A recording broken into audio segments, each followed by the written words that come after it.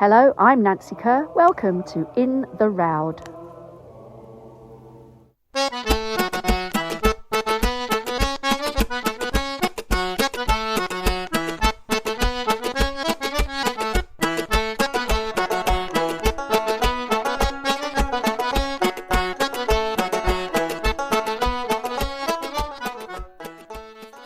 Greetings and salutations, dear listeners. This is In the Roud, a folk song podcast, and I'm your host, Matt Quinn. Join me as we travel through the world of traditional folk song, one song per episode in the order they appear in the Roud Index. Each episode normally features two guests, one providing an historical look at the song, while the other will be a singer guest from the folk music scene to talk about their own version of the song. And we're back, season 7 already. It's now been 2 years since the podcast started. We started in May of 2024, and here we are, June 2026.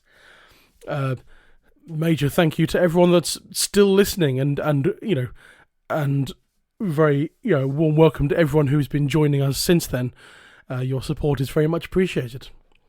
Hope you're all enjoying this mad project, and on my part, long may it continue, but I hope everyone else feels the same way. Otherwise, what's the point? And I hope you're all coping with the heat wave that's happening at the moment. We're in the middle of this is Tuesday 23rd, day before it goes out, and it's rather warm, isn't it? And it's going to get worse during the week, so I hope, if you're listening to this on the week it goes out, I hope you're all managing to stay cool and hydrated, please. But here at In the Roud, we're ready for another 10 weeks of nerdy folk song conversations. As usual, we're looking at the next 10 songs in the Roud Index, and so the songs we're covering in this season are Roud 61, The Gay Goshawk, Roud 62, Brown Robin, Roud 63, Johnny Scott, Roud 64, Willie of Winsbury, Roud 65, Willie of Douglas Dale, Roud 66, Tom Potts, Roud 67, The Knight and the Shepherd's Daughter, Roud 68, The 12 Days of Christmas, Roud 69, Johnny O'Bredsley, and Roud 70, The Jest of Robin Hood. So, some extremely well-known child ballads, some pretty unknown child ballads, a Robin Hood ballad, and The 12 Days of Christmas. How's that for variety? This podcast is proud to be partly sponsored by the Traditional Song Forum. Meeting regularly, both in person and online, the TSF provides a place for a variety of topics related to folk song, song collectors, singers, and many other aspects of folk song research to be presented and discussed. It's free to join, and most meetings are free to attend. So please do discover more about the TSF at www.tradsong.org. That's tradsong.org.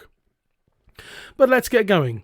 This week's song is Roud 61, which is child ballad number 96, The Gay Goshawk.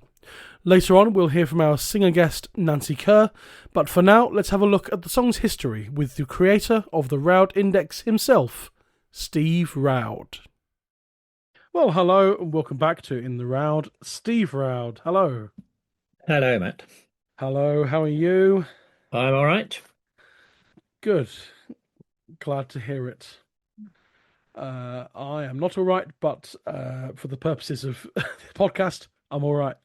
We're going to focus on things that aren't irritating me. Yes, lovely to have you back again.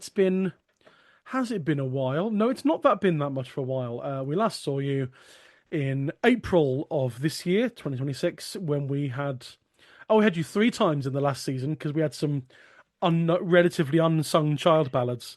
You were on last season for Prince Robert, Young Johnstone, and Jellon Graham. Yeah, I get wheeled in when nobody else wants to do them. So.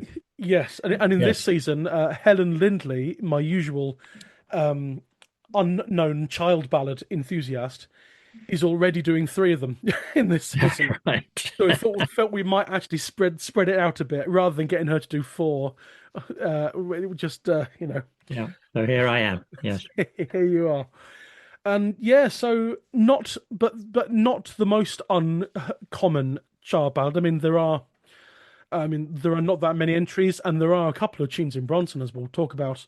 And on the folk revival, it's not the most widely sung song, but it's not a song that no one has sung, and therefore doesn't quite enter into our unheard child ballad section.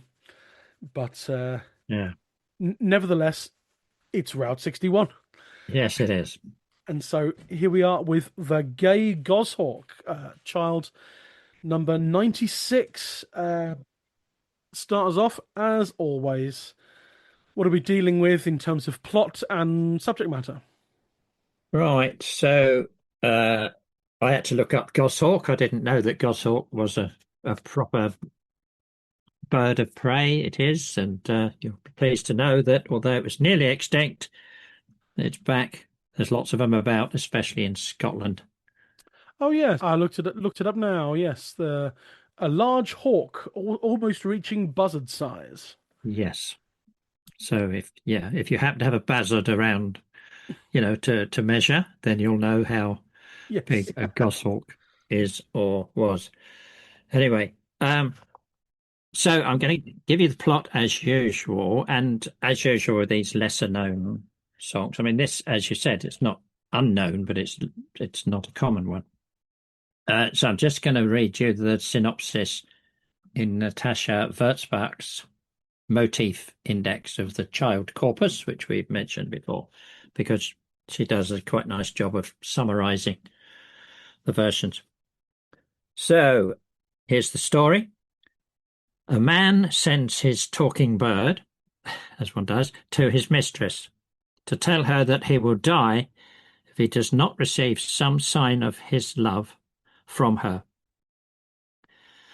She promises that she will come to him. This is only possible through subterfuge, however.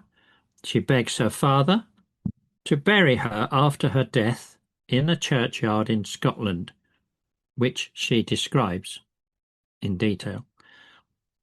She then takes a sleeping draught in order to convince her family that she is dead. She is taken to the appointed church, where her lover asks to be allowed to see the, quote, dead girl, unquote. In the meantime, she has become conscious again and so has managed successfully to deceive her family.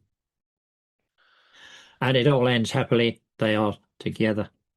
Now that synopsis is a good one, but it misses out in a way some of the key points. So one of the points in most of the versions is that he is a Scottish lord or knight, and she's an English lady. Oh dear, can't have that. So we can't have that. That's As evidenced in Lady Maisry, Bonnie Susie Cleland, and something yeah, else we've covered, I think, as well. yeah. We'll come back to that in a moment when Okay. we talk about the motifs. But so the point being that not only uh, is it family opposition because of in this case because Scots and English shouldn't mix, but it also means that her journey to this Scottish churchyard is all the way from England, so it's not just popping around the corner, and it takes up several verses because she actually lays down which churches or kirks the funeral cortege has to stop at when they reach Scotland, and it's usually third or fourth one where she's arranged to meet her boyfriend. Right. Uh, so that's one of the key points about this is that it's two different bunches of people not normally getting together, and they are far apart. Then they're not just down the road. So as usual, we go through how common was this? Now, as we said, it's not one of the most common songs. Child has 10 versions, Now you're going to say there's 8, but that's because you always forget to look at the additions and corrections. Yes, you're quite correct. Remind me of the additional corrections. Are they in volume 5? Is that the idea? Mostly, yes, but they pop up wherever he found one, so they could be in the back of any of the volumes. Good grief, Mr. But Childs. if you have the Loomis edition Oh, yes, of course. of Child, which is still in print, they put all the additions and corrections in their proper place. Okay, there are no additions and corrections for Child 96 at the back of volume 2. I'm just going to grab my volume 5 off the shelf. While he's doing that, here he comes. Done it. Yeah. So what we're going to have to do is club together and buy you the Loomis edition because it's. Thank you, sir. Thank you, sir. It's it's very useful for this kind of. Oh, there thing. we go. There are some at the end of volume 3. Found it. Yeah. Yeah. Okay. So the point being that the Child has about 10 versions, and we've got a handful after his time. Very, very few actually. So it only ends up as about, I've lost count, but something like 16 versions overall. Right. Virtually all of them Scotland, no English versions. We'll come on to this in a moment. One in America, I think, in the 1930s, one from Ireland in the 1860s. The rest are all Scottish. So it's definitely a Scottish ballad. As far as we know, there are no broadsides, which is possible, but surprising. And it's a flipping nuisance if we don't have any broadsides, because we have trouble dating things if there's no printed record. So the first version that we know about in print is in Walter Scott's Scottish Minstrelsy of the Scottish Border, published in 1802. But one of the versions that he prints is from Mrs. Brown. We've talked about her before, Mrs. Brown. Anna Gordon. Anna Mrs. Gordon. Brown of Falkland. Brown. That's right, because I've just opened my newly acquired copy of an edited version of Minstrelsy of the Scottish Border, and it does say, "The Gay Goshawk. This ballad is published partly from one under this title in Mrs. Brown's collection, and partly from a manuscript of some antiquity." That's helpful, isn't it? That's helpful. Yes, that's right. The stanzas appearing to possess most merit have been selected from each copy. Yeah, that's right. So we've already got a dodgy collated copy. But we know that Anna Gordon, Mrs. Brown, one of her manuscripts dates back to the 1780s, 1783-ish. So we can set the song back as far as the 1780s, but no further back. That's pretty good going, though. Yeah. We can't witter on about medieval roots or anything like that, as far as we know. But the song itself, we can't say is quite a lot of these child ballady type things date from about that time, second half of the 18th century. Right, sure. Now, you could immediately say, well, is that because they were popular then and even being written then? Or is it simply that that's when people started writing down ballads?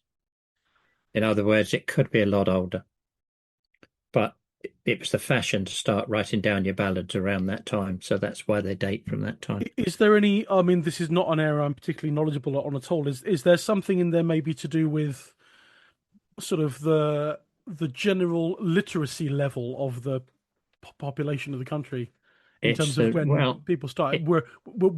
When did the general population learn how to write? Well, that's a complicated question, but yeah, I'm sure.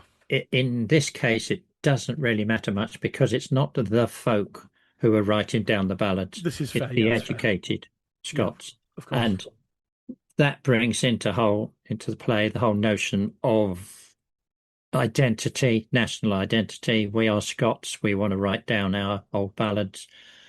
By 1800, in Walter Scott's time, that's definitely a factor.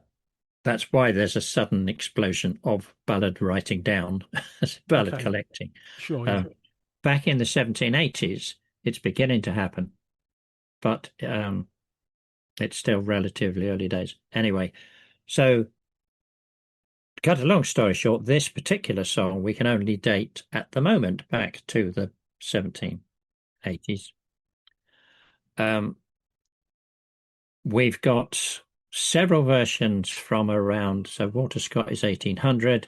We've got Motherwell, another Scottish native collector in the 1820s. Peter Buchan around that time. So all the versions we've got pretty much are around that 1800, 1820-ish time. One or two references to it later in the 19th century. One important one is a woman called Margaret Rayburn, or Rayburn. We might have mentioned her before because she wrote to Child. Her version is in Child.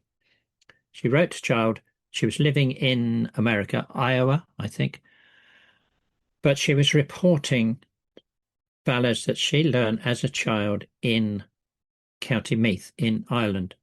Oh, I see. Okay. So the only Irish version that we know of is from her, and she's reporting what she remembers from her family singing in the 1860s. Which is only about 4 verses. Yeah, that's right. It's very rarely could she give the whole song, but often she's the only evidence we've got that songs like this were actually sung in Ireland. Okay, right. Right. So that's an important reference, even though it's only a short version, because it puts Ireland on the map, as it were, and shows that if we didn't have those letters from her, we would be saying, oh, nobody ever sang it in Ireland. In other words, the Yeah. evidence is often very patchy. There's one version that I know of in America, collected by Flounders in Vermont in the 1930s. But it's really a tiny fragment. It's only about 4 lines, but it's definitely this song. Oh yes, Well, that turns up in the collection that's Helen Hartness Flanders' book, yeah, Ancient Ballads Traditionally Sung in New England, Volume 3. volume 3. Yes, Named performer George Edwards. yeah. Yeah, 1933, 1934 Vermont. There we go. So again, we know that it travelled to America, even if only with that one person. And as I say, it's only a fragment. But again, we're often in this situation that the evidence we've got is very patchy. Yeah. So we can't say nobody ever sang it in America, but we can say none of the collectors found it in America except for Well, Helen.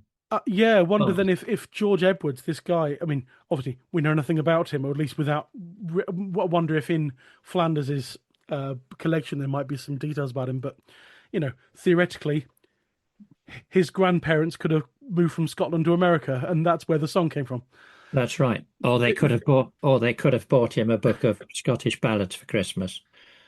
Yeah, exactly. So Yeah, we can there's all this speculation as this sort of thing. We don't know, but you have to wonder these things if that is the only so far the only collected version in yeah, America. All yeah. of But these the things only could be a thing we can possibility. say is that there were in America there were very enthusiastic collectors in virtually every state. There are state collections in America from the 20th century, 1910 onwards. Yeah. Those collectors were very keen on finding child ballads. So if it had been that, you could say if it had been there, they would have found it. So Yeah.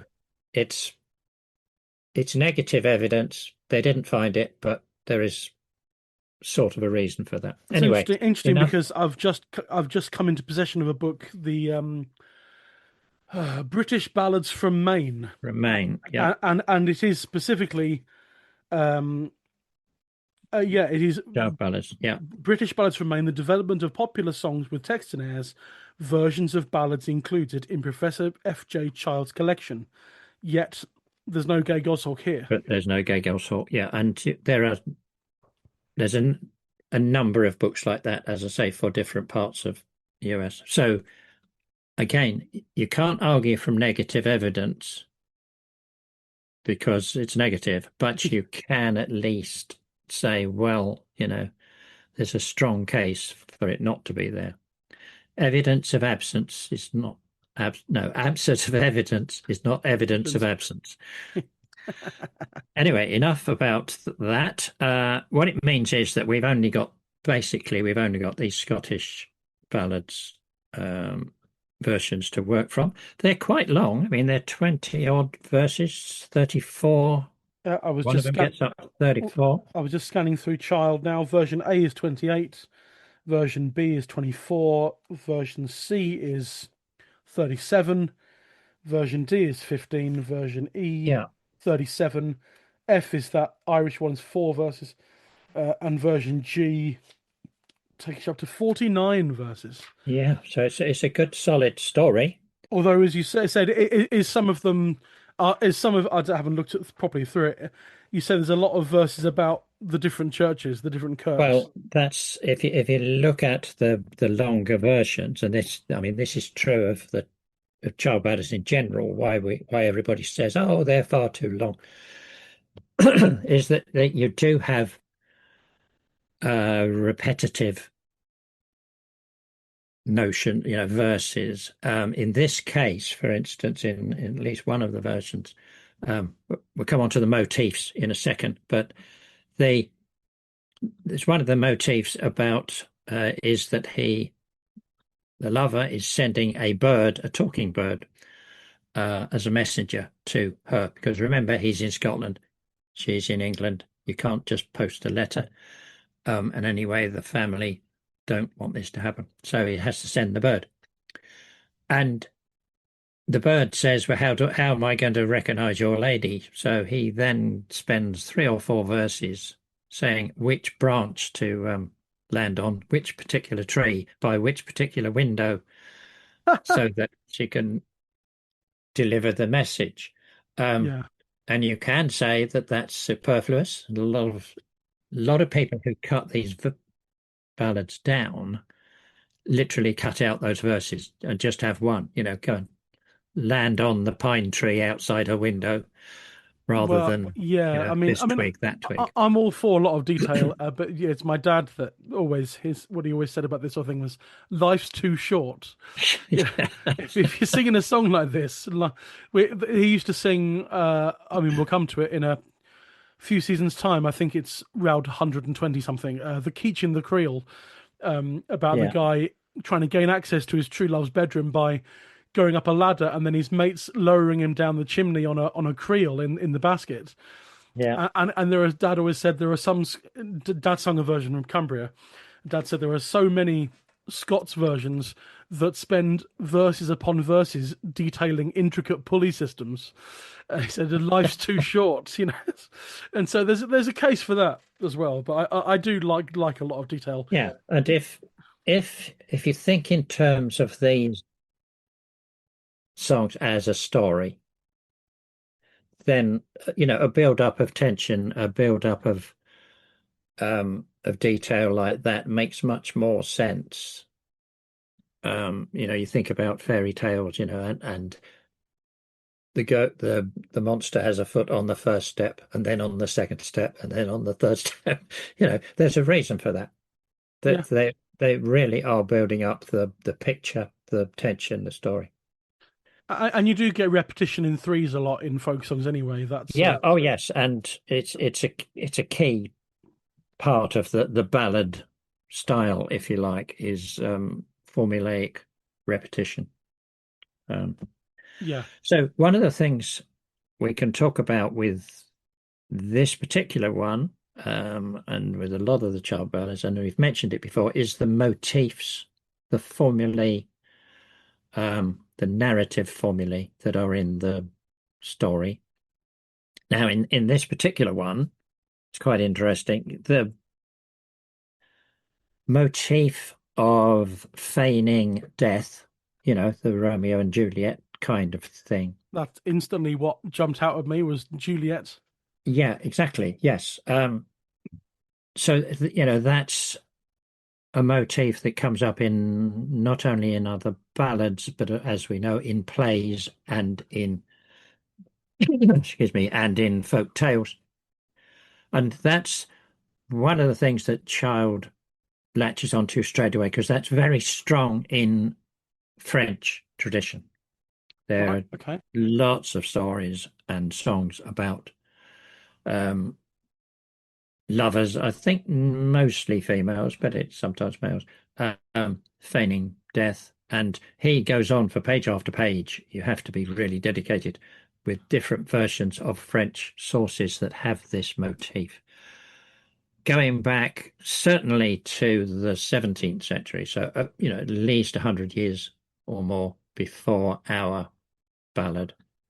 And if you go back far enough, it's in French tradition in the 12th, 13th century. So, in other words, it's a much traveled and much older motif. The implication is that it may well have come to British tradition from France, Right. because the sources, there's so much more common on the continent, especially France. There's also Scandinavian versions. So it's likely that motif, the feigning death motif. But that's interesting, and from an indexing point of view, always got to bring in indexing somehow or other, because the feigning death as a motif brings in the test motif. Is she really dead? And this comes into our songs a bit, but more so in the French ones. So the family, who don't believe she's dead, do things like dropping molten candle wax on her or molten lead, and she doesn't flinch because she's not unconscious. She has drugged herself, but she's not completely out of it. She is literally feigning death. They introduce things like snakes. Now, with me, it would be spiders, but I don't think spiders come into it. But snakes crawling on her, and she doesn't move. One of them, somebody, I'm not sure who it is, kisses her. He has a beard, and it tickles her, and she still does not move. That's how determined the girl is. So Wow. these tests in themselves are formulaic, and you can trace them across the continents and across the centuries. Another motif is the messenger, from lover to lover, because they can't get together, so they've got to send a messenger. And in this case, it's normally the gay goshawk. So you'd be pleased to know that 12 different child ballads have talking birds in them. I know we've covered two, I think, already. Yeah, you've had We've at had least, well, you've had the Outlandish Night, the Outlandish and Night is it ballad. Young Hunting as well? Young Hunting has them, but also what about the Three Ravens or the Trois Corbies? Oh, They okay, of they chat course. they chat quite nicely. Broomfield Hill, you've had that one. That has the Yeah, bird, and in that case, a talking horse and talking dogs as well. that's right. Yeah, I don't know about other versions. The one that springs to mind, obviously, for me with Broomfield Hill is the Gordon Hall one, because I Yep. almost learned it once. And even in that one, it's, oh, where were you, my gay goshawk? I don't know Yeah, how many of the versions specifically say gay goshawk, but Gordon Hall's one you specifically managed just said to get gay one in there. goshawk. Yeah, You know, yeah. And in Sir Lionel, um, Child 18, you've got the wild boar it doesn't talk, does it? who sometimes speak. He Oh, sometimes okay. speaks, Sometimes speaks. Okay, all right, yeah. apparently. Yeah. Okay. Anyway, so talking animals is not unusual child canon. You've got foxes who speak and hares. You've got talking animals left, right, and centre, actually.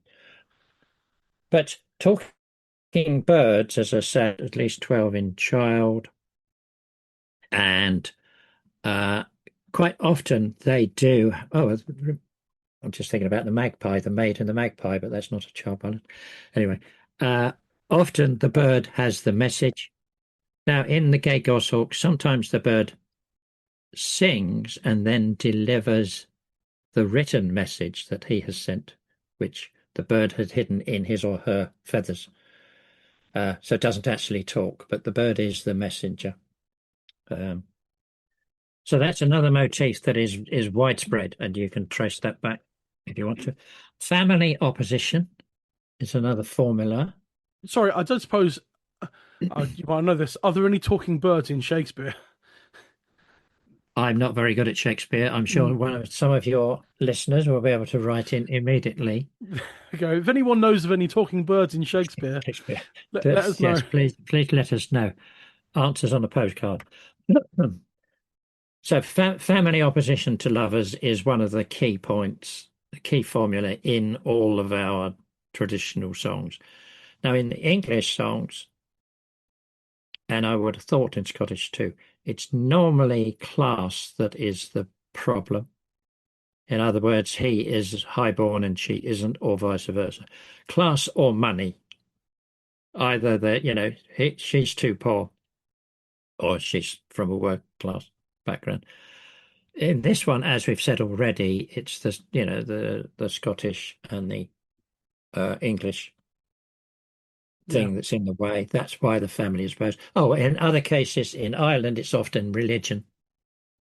Yeah, Okay, he's a Protestant, she's a Catholic, or vice that's all versa. right. Yeah, my favourite line, totally different song, obviously, but there's the song called "The Lawyer" or "Mowing the Barley" that Walter Pardon had. Yeah, The lawyer goes out and he spies a young maid, and "Where are you going to, my pretty maid? Where are you going, my honey? Over the hills, kind sir," she said, "to my father mowing the barley." So she's a farmer's daughter, and yes. he's a lawyer, and he takes a fancy to her, and they get married, and that's the end. But it ends with that line, "And now she is a lawyer's wife, and dear the lawyer loves her. For she lives in a happy and sweet content in a station that's well above her." Yes. That's so good. That's Right, such a good line. not sugaring the pill at all, just No, tell it just like it is. just Yes, stating it outright. yeah. But as I say, in this one, the it's the nationality, if you like. But think about these stories, as narratives. There has to be something. There has to be some reason why the lovers can't get together, and they have to overcome that, family opposition somehow or other.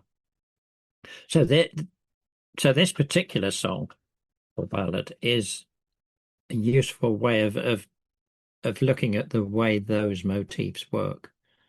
And that's what makes them traditional in inverted commas, is that these motifs do float from song to song and from song to narrative, to poetry and so on. They're the common stock that the tradition is made up of. And of course, because they're traditional, people expect them, people understand them, people are comfortable with them. You don't question the fact that, a Scottish knight and an English lady can't get together. It's sort of Mills and Boon romance kind of stuff. You've got to have something that tears people apart so that you can overcome it and have the happy ending. Now, this one does have the happy ending. She does finally make it to the fourth church in Scotland. And she sort of takes the mickey or scorns her brothers, who are the ones who have taken her corpse to Scotland. Says, "Ha ha, I'm not dead. I'm going to marry my Scottish lord," which is more satisfactory than the endings of a lot of child ballads, to be Oh honest. yes, indeed. This is not downbeat at all Yeah. compared to some. So yeah, not only was it a good plan, but it worked. Not sure there's much else we can say.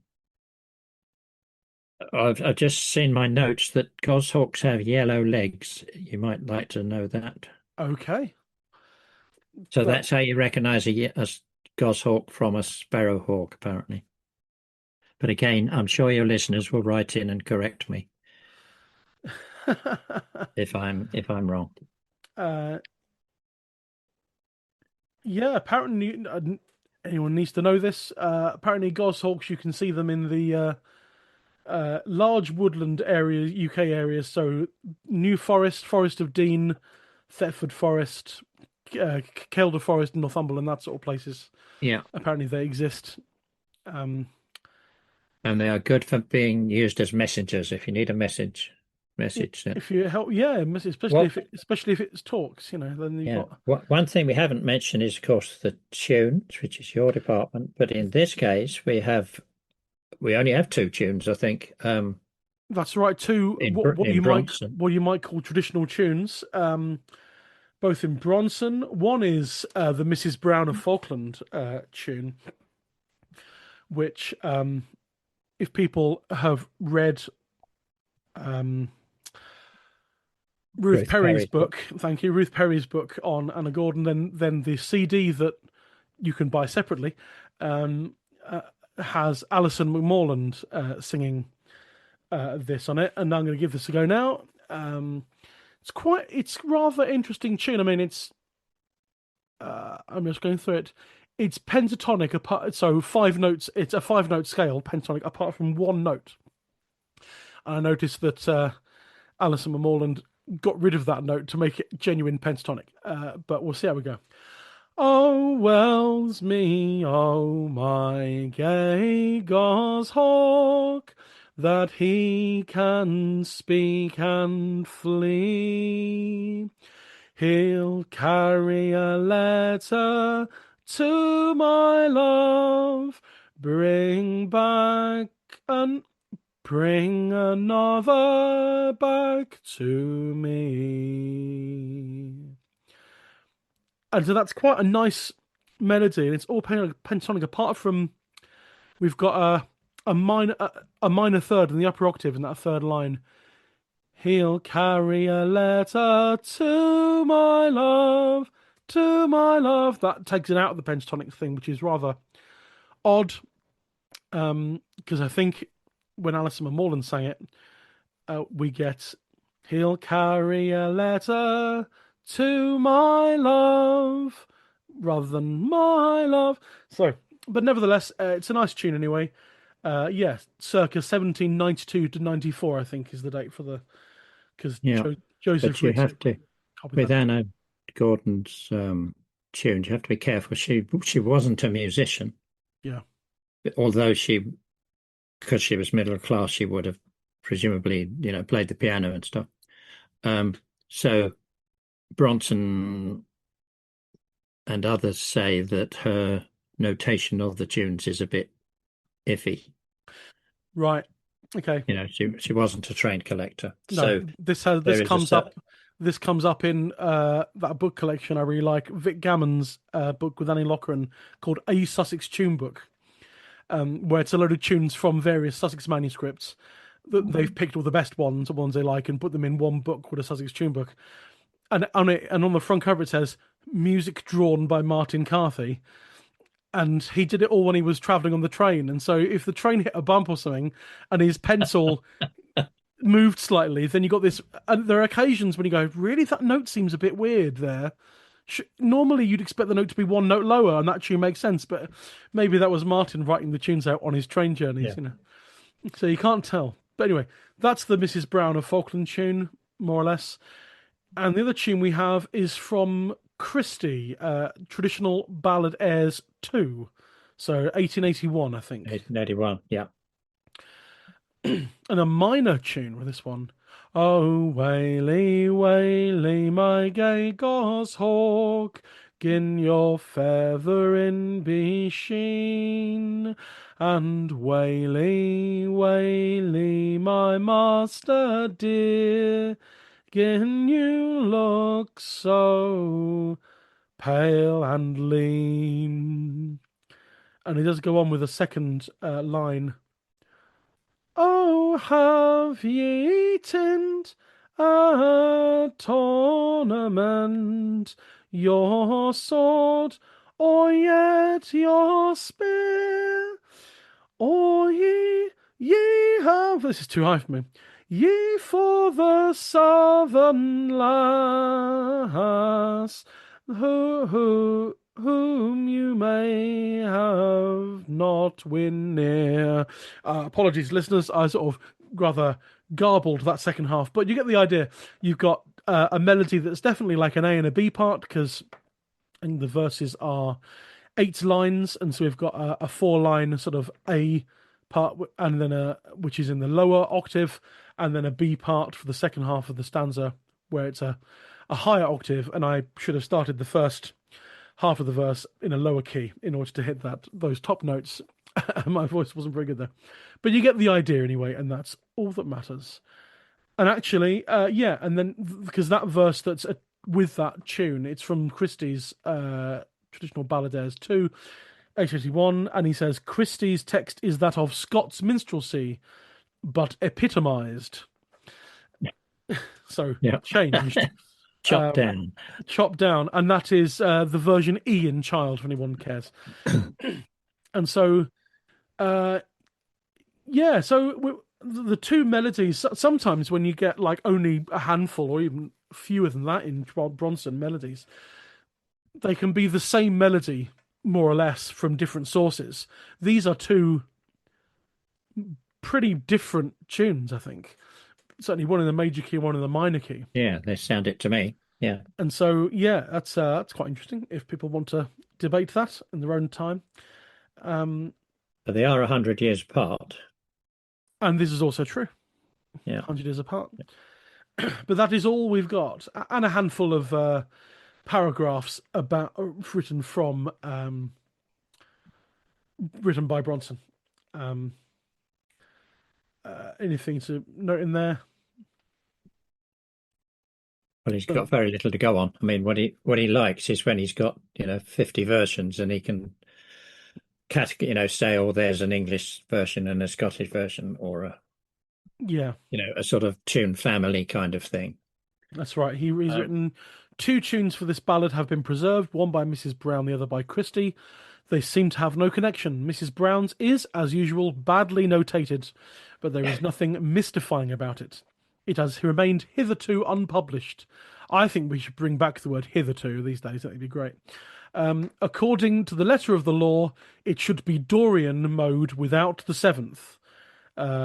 Yeah, but I can detect little of the Dorian feel about it. This is when we get into the modes, and should guess that its true tonic is G and that it lacks the 4th, which it does. Apart from anyway, Christie's is an honest Aeolian mode tune, which is the start on the 6th note scale, which Christie has padded out with a second strain. So that second half, is actually typed out in a slightly thinner, less bold font than that first half. So that second half that I didn't do very well in the higher octave, that's Christie adding that from either creation or somewhere else. Right, I'm not surprised actually. I mean, as you know, I don't do the music, but as you were singing that, I was thinking that doesn't sound as if it goes with the first half. No, Anyway. he's obviously concocted a different, slightly different feel B part Yeah. In order to make the second half of the verse do what it needs to do, I guess. Oh well, but that's what happens. So so we haven't got many sets of words and even fewer tunes for this one, for this song, but we've done our best. Yeah. Oh, and Bronson mentions of one of the verses from Mrs. Brown that has some additional fancy touches, and that's the 7th stanza of Mrs. Brown's. The red that's on my true love's cheek is like blood drops on the snow. The white that is on her breast bare, like the down of the snow of the white sea moor. Okay. And so some nice, colour things going on there, I guess. Colour descriptions, but Yeah, it's fairly standard, yes. Description, but never mind. If Bronson liked it, who am I to argue?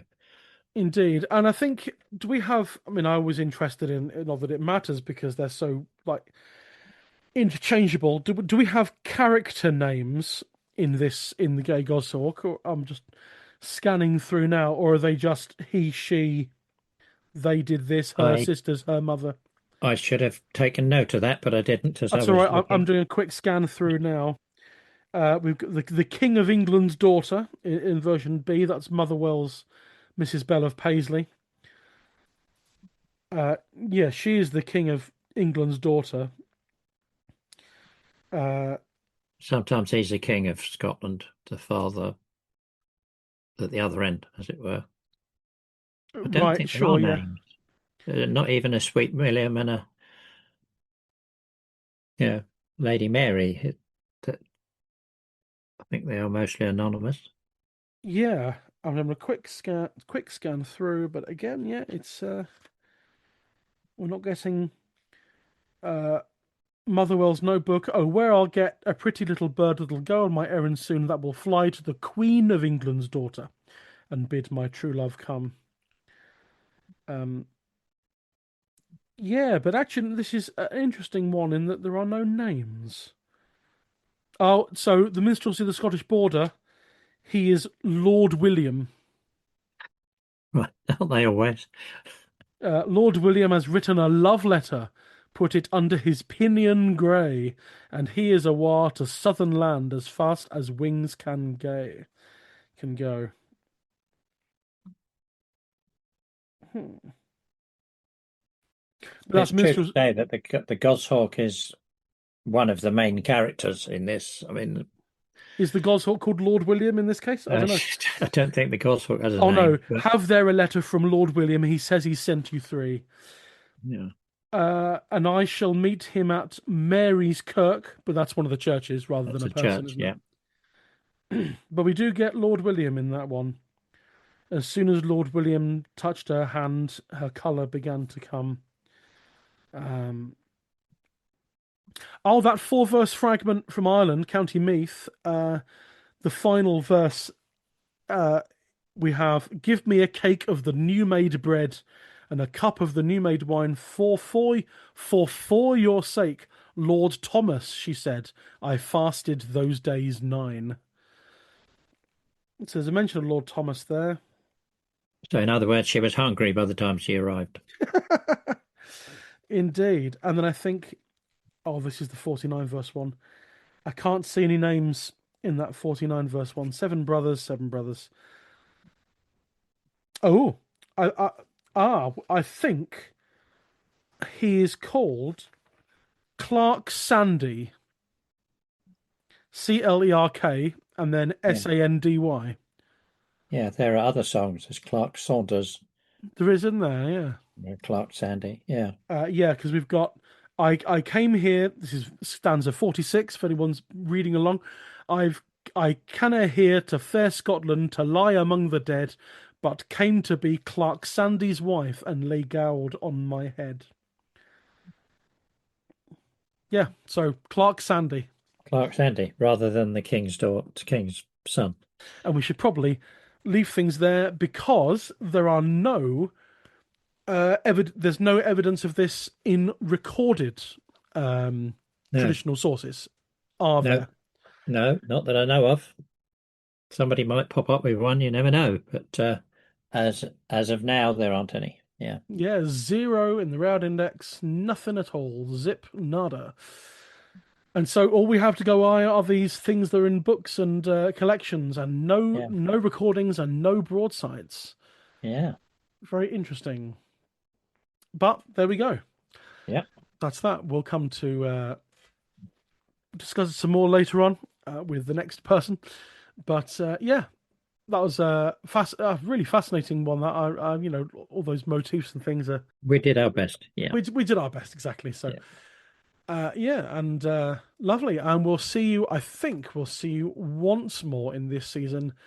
And because you were anyone who does anyone who is managing to listen to this podcast when every episode goes out and is keeping up to date will possibly remember that the last time you were on for the Jell and Graham episode, I did say the next time you'll be on is for a Christmas song.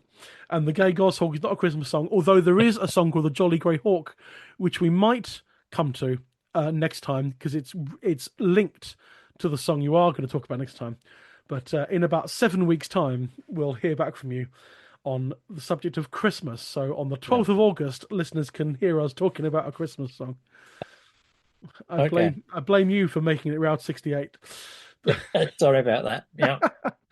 Otherwise, in the meantime, though, Steve Roud, thank you very much. Okay. Thanks for having me.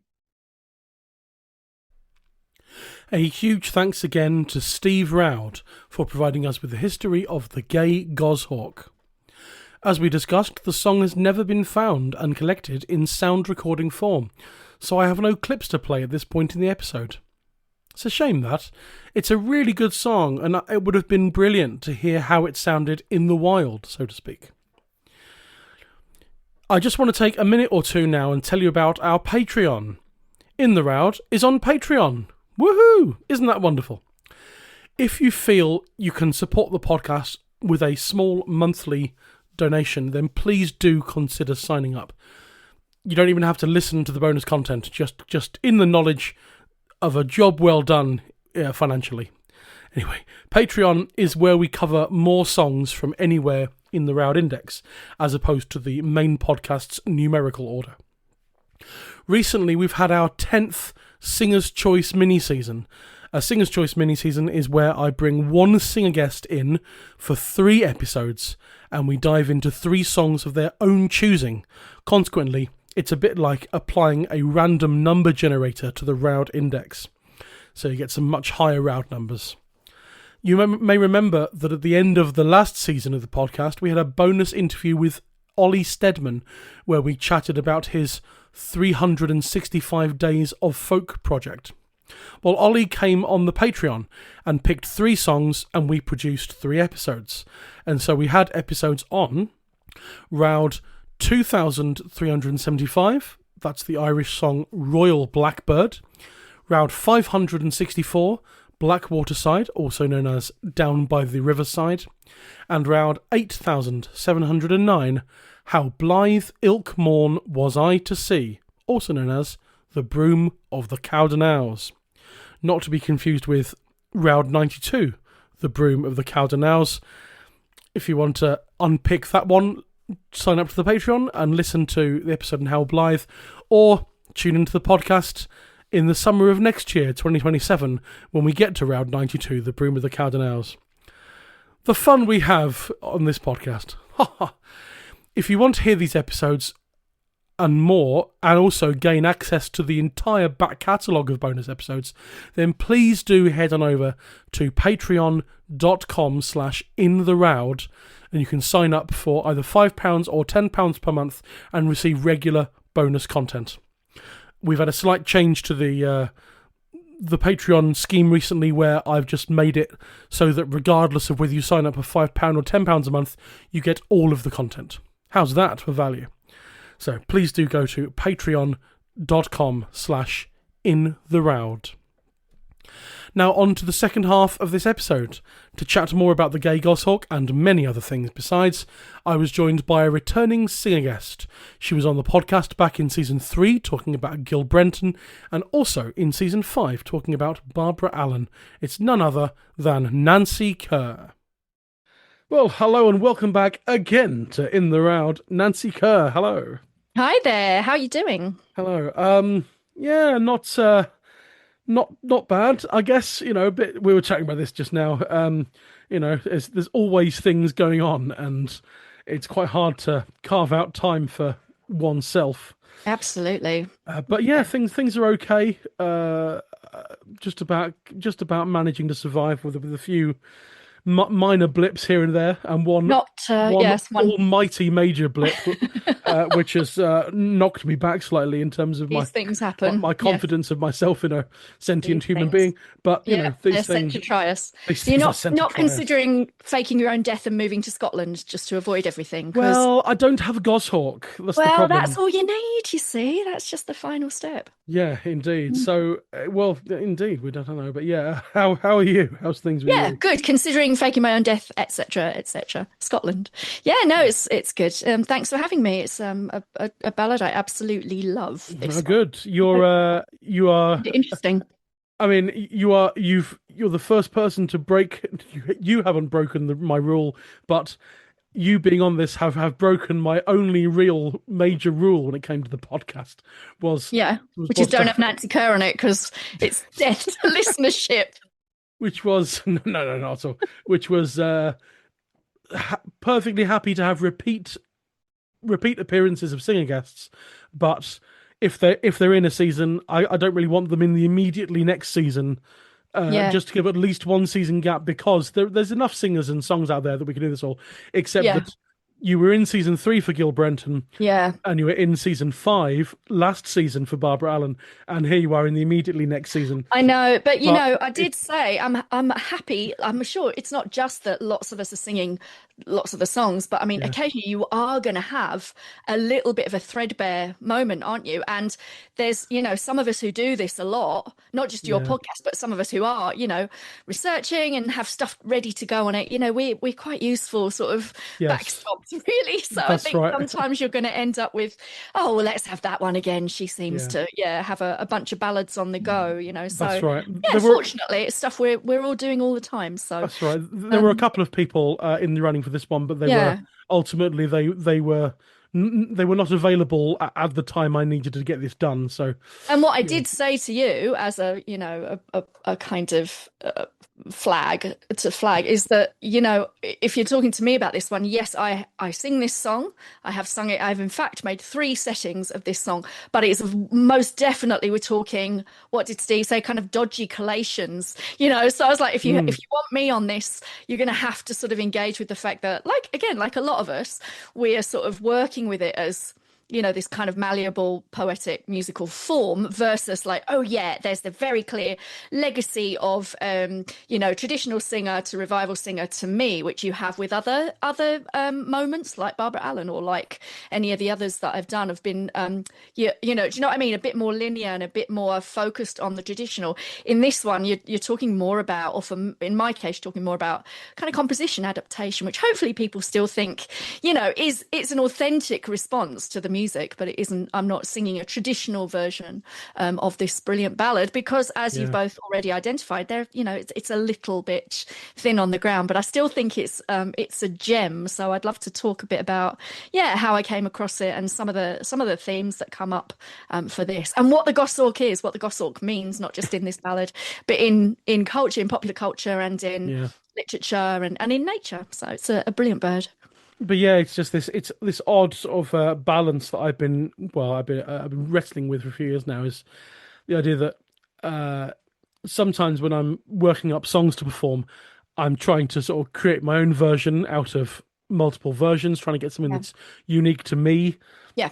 into my singing of it. But the other time, which is what I want to do, because otherwise we're all singing the same versions of the same songs over and over again. Good But point. Yeah. but at the same time, there are sometimes I hear a song, a traditional singer singing a song or on a recording or whatever, and I think, well, I don't want to change that. That's perfect. 100%. And 100%. but then Yeah, I'm yeah. just replicating what they're doing, but with a new arrangement, which Absolutely. which is acceptable, which is fine. It's just sometimes I go, yeah, but you could work up something that's totally unique to you, but at the same Yeah, so I yeah, know. but so in this case, yeah, this gay goshawk is But I mean, you say that though, but we know that it's what's the word? Not a sliding scale, but it's a spectrum and it's yeah, massively subjective. So here's one, not just to take us out of this for a moment, but still staying with ballads. Myself and James Fagan the other day were talking about the version that I call the version I sing of the Great Silky, right? Great Silky of Sewell Skerry, Child, I can't remember, but amazing ballad. I don't know have you covered that yet, or does that come later? I was just about to look it up on my in Yeah, the Roud spreadsheet. incredible It's ballad. somewhere in the first 300 Roud numbers. I know Fabulous. that. Okay, So great. sometime before 2034,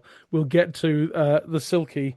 So the version that I've been singing, because I learnt it from my mum, because that's what she picked up in the revival, and it's glorious. And when we sing it, frankly, we make it sound like an old song because that's what we thought, or what I thought it was. It's really contemporary. It's a 20th century tune, and it's and Joan Baez sang it, and it really is a beautiful concoction made from that fragment of that Orcadian, I think it was, original kind of ballad piece. And it doesn't matter at this point point in 2026 in a lot of ways. Yes, that matters in terms of scholarship, but in terms of performance, that already sounds older than quite a lot of things that other people, might hear in their day. So its provenance does, of course it matters, but knowing A, that it's contemporary, or even B, who wrote it maybe, or that it was a broadside before it went into the oral tradition, or, all of these kind of dynamic relationships between the recorded, the printed, and the performed, I think they're really exciting. Do you know what I mean? They don't take away just because they're not the oldest thing we can find. So I think that is kind of what we're looking at in some ways today with the Gay Goshawk, is what that ballad says about now, or what that ballad says now, as we did with Gil Brenton. We know that it's in that case a difficult one. In this case, a happy love song, which is very, very rare. But exactly. yeah, just finding out why people kind of revisit it, or what it's got that means that we're still interested. I think, it's okay. It's still a folk song. Indeed. The Great Silky of Skirly Scary, Roud 197. So that'll be in the sort of autumn winter season I do in 2030. So we're about 3 or 4 years off from that one. If we live to be spared, good. I know. I just, my spreadsheet goes up to Roud 300, which takes us to the end of the beginning of 2034, just because I was bored one day, so I wrote the list out. But it's good. But it's good to see what's coming up and the kind of songs that are on the horizon in terms of this mad project. With Child, of course, I think there is that, because there's the kind of parallel thing that I think of, which is where James and Sam Hindley are doing their Friday child ballad every Friday on Sheffield Live on Thank Goodness It's Folk. But I mean, with that one, I don't know how, I'm not really clear on how Steve's system works in this term, but he did allude to this. But that idea that Child grabs hold of particular features and groups things together, I think I'm right. So when you kind of did, overall, when you look at the kind of the themes, the supernatural or the border ballads or whatever they are, what's interesting is when you group them together like that, when you see your overview, you also see these repeated themes coming up, and you're like, oh, good, we've got the Robin Hood ballads or not, We've got 35 Robin Hood ballads. Yay! What fun! Thankfully, Steve Roud didn't do things in the order there in the child ballads. So our first ever in the round Robin Hood song is at the end of this season. What we're doing now is the first episode of this season, and our first Robin Hood ballad is the last one of this season. Okay. And then there are 2 more Robin Hood ballads, which are the immediately next 2 round numbers. For the first 2 episodes of season 8, and there's no more Robin Hoods in the first 300 round numbers. Good, so it's like a little amuse-bouche, a little start. Yeah, but it starts with the one that's 200. That's like 456 verses. That'll do it. That'd be fun. I have a plan. Oh. A plan is coming together to get a few people to sing all of that one. Yeah, we'll see how that sounds goes. like a collective effort to me. With Friday's Child, I think I'm right. I think they did sort of representatives. Yeah, they did like, here's one that represents, and they did. I think they did. I know they did actually. The Death of Robin Hood, which of course is now a film out. Is it out? I don't know. No, it's not out yet. Hugh Jackman. This is Hugh Jackman and Jodie Comer. Yeah, looking forward to that. A filmed ballad, which I love. I think they should film every single one of the ballads. They should. I've still never seen the Tam Lin film with Ian McShane and Ava Gardner. I keep meaning to watch that one. But yeah, Child seemed to group things together and then sometimes not, because obviously the Robin Hoods are together. Yeah. But then I'm glad that Steve Roud didn't do that, because otherwise we'd have 3.5 seasons that were just Robin Hood. This is it. And it's, again, I think it is, there'll be scholars who know much more about this than me, but I think it is, again, you're still working with someone's lens. So it could be subjective, So, for example, obviously, like the Goshawk thing, to me, has a supernatural aspect to it, because it's got this maybe transmutated soul of someone, or it's a magical bird or whatever. So it's got that in it. Actually, though, it's in some ways much more a kind of political ballad and a romance. And, so it depends, doesn't it? I think where you, what of the text, which is also through a lens, because you can only judge what you find, and what you've been given by the sources. So yeah, there's still going to be gaps whereby I would see it themed here and someone else would see it grouped with another. So it's all part of the fun and part of the, the child index is not it isn't a kind of foolproof matrix. It's a way of understanding this weird form of poetry. Yeah, I remember Brian Peters pointing out that back in season 2, when we did the Demon Lover I mean, Steve Roud put it as number 14 for no reason whatsoever. He has no more rhyme or reason really to his indexing numbering system. But it's a supernatural ballad, it's a child ballad, it's supernatural. So a lot of the supernatural childs have lower numbers, but the Demon Lover is child 243, which kind of it could imply that child didn't like it and so just left it until he was almost at the Yeah. end, Yeah. because it's very supernatural, but it's not grouped with the rest of the Yeah.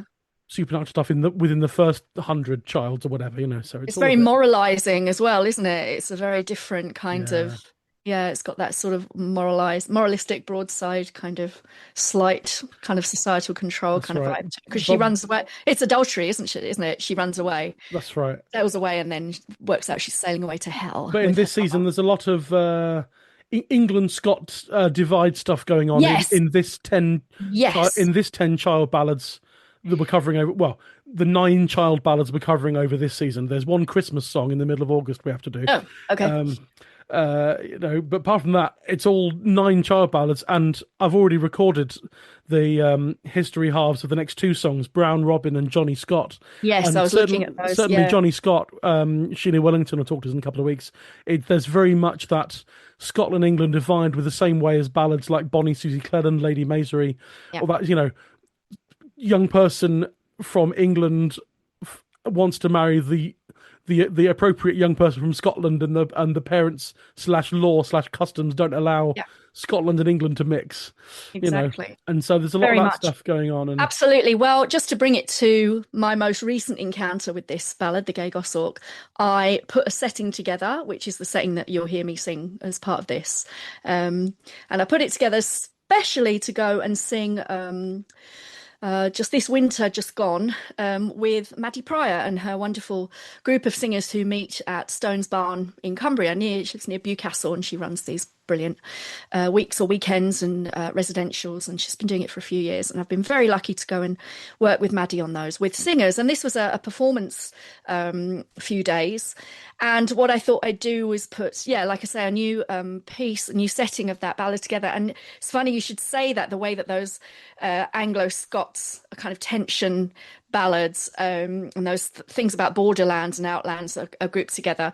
But I was looking for a ballad to do thematically because we were in Bewcastle, because we were in Cumbria, and I really wanted to explore, okay, what could we sing? And I also had, through my project Music Heritage Place, and particularly a researcher from Newcastle, Steph Carter, who's done some brilliant research into psalm books and tune books from that region, from Cumbria, and specifically some psalm tune books from the Rutledge family from Bewcastle. That's the cataloguing project I'm doing at Newcastle and with Royal Holloway. So one of the things that I'm kind of looking at is piecing together ballad texts that don't have lots and lots of tune options in them. For example, The Gay Goshawk, as you said, has got these 2 in Bronson, and that's it.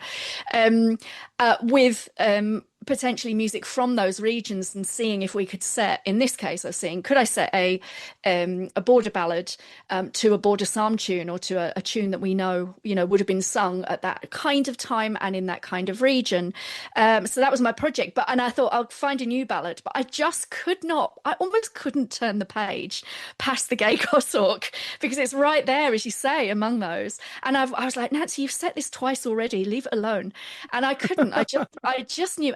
And actually, so I did go and taught some wonderful singers this piece. We did a bit like it sounds like you're going to do with the Robin Hood. We did a kind of collective storytelling of it, because it's quite a lot of verses, and we broke it up into groups, and each group told the story with that tune, but in their own kind of way, which I think is really fun. I know that's not how we would have necessarily told ballads in the olden times, but it's a fun way to kind of collectively tell that story.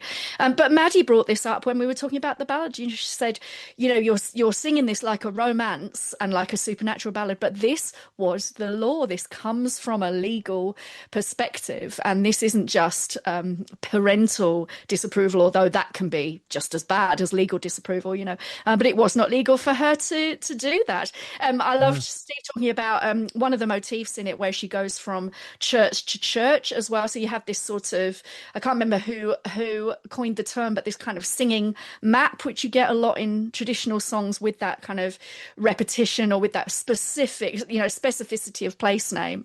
So you go through all these Scots churches until she gets to the one where they are meeting, and where she throws her veil aside and she's alive. But we're kind of plot spoiling. We're going to the end of the story there. We haven't even talked about the Goshawk yet. But yeah, Maddie did remind us of that. Those real world origins, I suppose, of these stories. Yeah. Just reminded me of, tangentially reminded me of a horror film I saw recently. You and I are big on horror films. Yeah. And most of this listenership probably isn't, but there's a Japanese horror film, and I can't remember the name because my brain's been a bit askew recently, but it's got a thing in it where this young woman's going back to her childhood isolated village, and her childhood friend has died, and the mother of the childhood friend, there's a thing you can do where you can walk around and have a pilgrimage to visit all of the 83 holy sites in that minuscule island. Right. And apparently the setting, the point is that if you do it in the correct order, clockwise or something, then if you go and visit the pilgrimage of all of them, that will keep the gates of the land of the dead locked. But, Brilliant. But turns out she's doing them all in reverse because she wants to open the gates of the dead so that she can bring her dead daughter back to life. It doesn't really matter, but that thing about visiting all the different churches and holy sort of places and stuff. Yeah, and the ritual and the fact it's got to be done in a particular. I love that. That reminds me of the Broomfield wager where she does all the tasks 9 times doesn't she? 9 times she walked around the crown of his head and 9 times from the soles of his feet. That's right. And then she puts a ring on him, or did she take his ring? And then she does all of these rituals. She's basically saving herself from assault and murder from this guy who tried to seduce her. That's right. All under the direction of. Well, in some versions, she's actually called a witch, and sometimes she's a wise woman or an old woman. There was I can't remember, there was a guy called, I think his name's Hugh Miller. He was at the conference, the TSF conference in Manchester recently, where it was all on papers on women and folk songs. And he did a little talk about ballads are actually about witchcraft and the fact that there aren't really any. Yes, or at least, I saw that too. And most of them are actually, because I think he ended up leading a discussion about it, didn't he, on the ballad tree on Facebook? Yeah. And that the only real ballad we can actually find that actually details what seems to be authentic witchcraft work is the one Martin Carthy did a big thing with. Willie's Lady. Willie's Lady. And I remember Brian Peters saying, well, what about the witch woman's mentioned in the Broomfield Hill? And actually, if you look at it, there's not any sort of real witchcraft going on. And a lot of the times, wise women were sort of called witches sometimes. Vilified, just because of that. So that's in Broomfield Hill under the direction of what we've got here, though. If we want to go really deep into that, though, I'm sure there's something. People are probably doing it already, but that lovely, as you say, that the kind of mapping of the place onto the ritual. You got to do it this way, and also that idea of places that are special. Places where you go and it just sort of turns the world upside down in some ways. And it's lovely. And then that idea of the singing map of a place. You get it in, of all things that I don't really enjoy singing, but I've got one where I am at the moment. But in fox hunting songs, you've got all of that kind of really geographical specificity. So you might not love the sport, but actually you end up having this artifact which is a reminder of a place and a time. So, and this in a weirdly tangential way, this ballad is a reminder of a place and a time, but through this lens of this one slightly magical love story. Yeah, and I just realised, because I think I mentioned it earlier on with Steve, that certainly in the version I used to sing of the Broomfield Hill, that was from the epic length Gordon Hall version, there's a goshawk in it. Oh, is there? So in some ways the goshawk sometimes mutates into a parrot later in some things. Is that right? Because of that talking bird. Oh, I did look up talking birds in Shakespeare. There's not that many, actually. There's a starling in one of the what is it? It's one of the big historical ones. Is it a Henry? There's a starling that speaks, which is unusual. Yeah.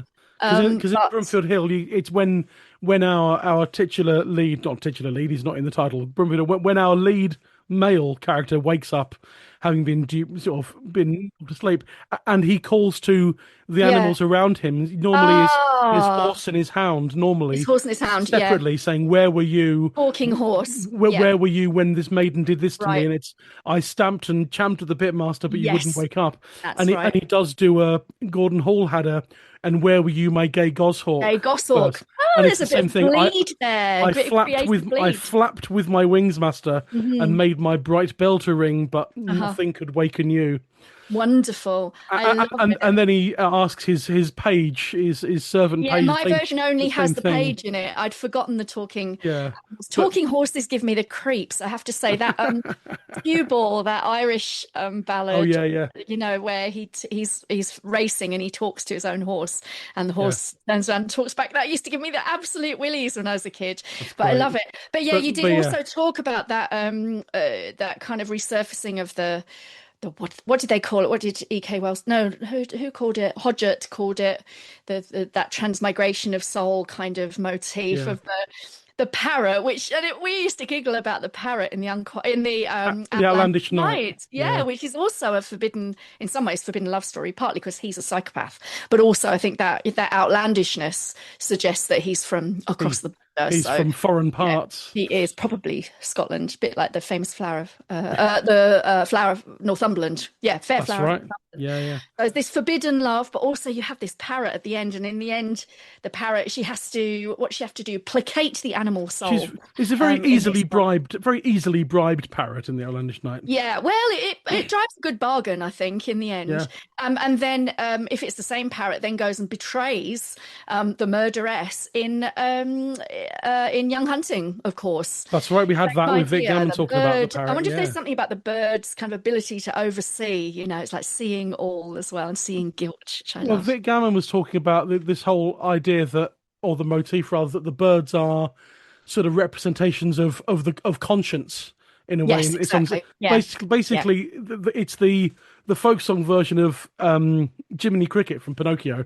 Oh, nice. We're Yeah, going to good. keep linking films back to this. Why not? Yeah, And so absolutely. it's the personification of, or the anthropomorphization of conscious, not anthropomorphization, but you know what I mean. It's No, definitely. It is. Yeah, in animal absolutely. form, the physical manifestation of Yeah. someone's conscience. Yeah, conscience. Why are you doing this, my lady? Yeah. What does Yeah. this mean? It turns out Yeah. you can Yeah. bribe your Oh, conscience with a cage of gold. I think. I know, a cage of gold. Yeah, glittering gold. I mean, Hodgett thought, I think, reincarnation, as much as that might be some people's kind of Oh take yeah, on it. Really, I mean, aren't you just at the mercy of A, the poet, and then B, the person who keeps it alive for whatever reason? You've got so many potential interpretations there. And yeah, some of them are, no question, soaked in these ideas of kind of whether it's Victorian or whatever kind of, societal rights and wrongs. And then other things just be, well, in my place of living or my family, we believe in this, or this happened to me, or so many different kind of colors of interpretation. It's interesting that you say that about the parrot being so biddable. It's like you can just buy it off. It's always tickled me that the goshawk is so biddable and is so easy to manage in this ballad, because personally, knowing a little bit about goshawks, I wouldn't have chosen that as they're, the bird in this one. So they're birds of prey, aren't they? yeah, so they are Yeah. birds of prey. They're quite big. I mean, I don't I've seen them I've not seen them in the wild, but I've seen them in falconry and bird of prey places. I mean, they're big. To me, they're big. You wouldn't mistake it for a sparrowhawk. I walked out of my front door in central Sheffield a few months ago, last autumn, and I opened my front door. I was going down to Tesco's and I opened my front door, and to my horror, I screamed, which I should not have done. But the reason I screamed was I was not expecting to see a sparrowhawk Wow. sat on my front gate. I live right in, where I live. We live Yeah, in yeah. Pittsburgh, right in the middle of town. And there was a sparrowhawk because there were little sparrows in the front kind of buddleia and in the privet near us. And Wow. yeah, it was sat on my front like wall, and a little epicenter of poor sparrow feathers of its kill, and it just looked at me and fluttered off, and I screamed, and I was so delighted. It was really exciting, but that's the closest I've been in the wild to anything. But I Wow. mean, that's petite compared to a goshawk. So you take that Yeah. power that a sparrowhawk has, that and a killing power, frankly, but you make it beefier. Yeah, you make it really, really chonky and Yeah. really built. But my way into this ballad was not the ballad. I didn't really know anything about it. It was the bird, and it was when I was on tour with Martin Simpson around the time that we brought Murmurs out. So Murmurs is on Topic. It's an album with Martin and Andy Cutting that we made, and it's very nature oriented. And so we were thinking and talking lots and lots about nature and lots about birds of prey, which is a passion for me and is a passion for Martin too. We were talking about goshawks, and it was also around the time that Helen Macdonald's brilliant book came out, which is called H is for Hawk, which they have just recently released as a film as well. I haven't seen it yet, but I bet it's fantastic. And that bird is a goshawk. So it is a very popular bird for falconry, for people training birds of prey.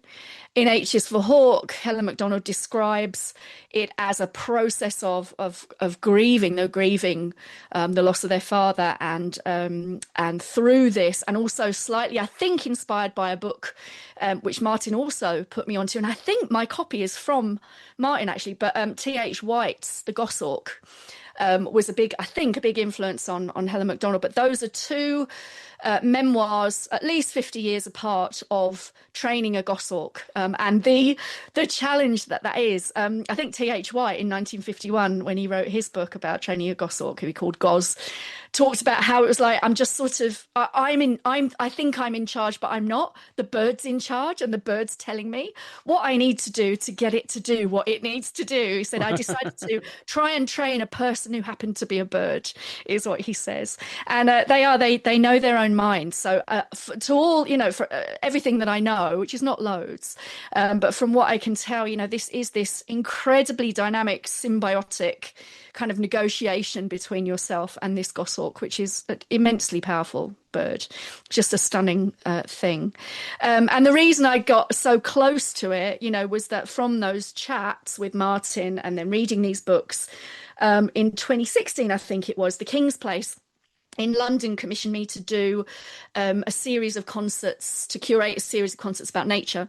And I called it Words and Music, and I worked with nature writers and folk musicians. So we did a piece on H is for Hawk with Helen Macdonald, as well as other pieces. And I actually ended up writing a song based on that, which was about women hunting with hawks, which some kind of northern Mongolian cultures do, where they train hawks, obviously, to hunt. But they go from really, really young little girls. There's some brilliant photography of tiny little girls with massive, mainly sparrowhawks, I think, on their arm. So it was really, it was like, oh, there's this amazing bird. And then in the back of my mind, I know there's a ballad about that bird. What's going on there? And why is it the goshawk? And yeah, how do you even say it? It wasn't even, I thought it was goshawk for the longest time. And in fact, Terry Pratchett made up a bird called a wowhawk, which I'm pretty sure was based on that. Right. Okay. Yeah. So yeah, it was the bird was the way in, and then these discoveries of the ballad. And the first setting that I did is lost. I never recorded it, or it might be somewhere, but I can't find it. But it's a setting that I did to sing at King's Place, interspersed with readings by Helen Macdonald of the book H is for Hawk. So that was my kind of way into it. And it is a spectacular motif, as you've said. There, it is it's the message bringer between these two forbidden lovers, and it's really important to them. Yeah, it's just interesting that I don't know, because Child sort of mentioned that a bit by saying, I've lost the bit of thing I was going to read out, but he was talking about the idea that actually, why is it a goshawk? Because aren't nightingales meant to be, the messengers of love, or but I guess different birds mean different things, because we got the dove is the symbol of peace and all this sort of thing, and the bringer of the, what is it, the twig in the story of Noah? I can't remember the exactly things, but why in this case is a goshawk the messenger of love, Mm. Yeah, and they don't have a beautiful song or anything like that, I don't think. I think they're a squawker, but it may be that it's I don't know, is it maybe it had symbolism that we've lost, because you say all of that, but then I mean, think about the turtle dove and 10,000 miles and things like that in and Lass of Loch Lomond. that's the dove is there because it's about longevity of love as well. It's meant to be kind of mating for life, which is something we now associate with swans as well, which is great, but different bird, same I meaning. guess it's all malleable in the end, all these Well, I think definitions. it's these overlapping lenses of what Yeah. and if people are doing a falconry at that point, I mean, how far did you date this back? Because there's no broadsides, no print that we know of, No, but I then it think was like a late 1700s, wasn't yeah, it? because the Area. earliest we've got is the Anna Gordon, Mrs. Brown of Mm, Falkland. So, yeah, 1783, 1799, those yeah. manuscripts. But I Mm. think yeah, everything's so malleable. Whereas I think Steve Roud was telling us. I mean, this is drudging up from my memory way back in season one when we did the Seeds of Love episode, talking about what do the different flowers mean You read my and the mind different exactly. colors. It's Yeah, like yeah. it was things can mean whatever you want them to mean, and it was kind of the Victorians that really it was Steve Rouse does some studying this. It was, when you got to the Victorian era, it's the Victorians that really tried to lock it down and said They that cement it. Yeah, roses mean absolutely. this, violets Yeah, mean this, rhododendrons mean this, and absolutely. whatever. And But maybe there's something there about maybe the Victorians also did nightingales must mean this, doves must mean that. for Uh, sure. But I mean, what do we mean by Victorians? That's the other thing. well, Or I mean, think yeah, about what we mean now in popular culture when something gets popular. Really, I mean, this is partly because of just, you've got masses of exchange possibilities now. You can hear everything you want to in a second. So it's a little bit of a different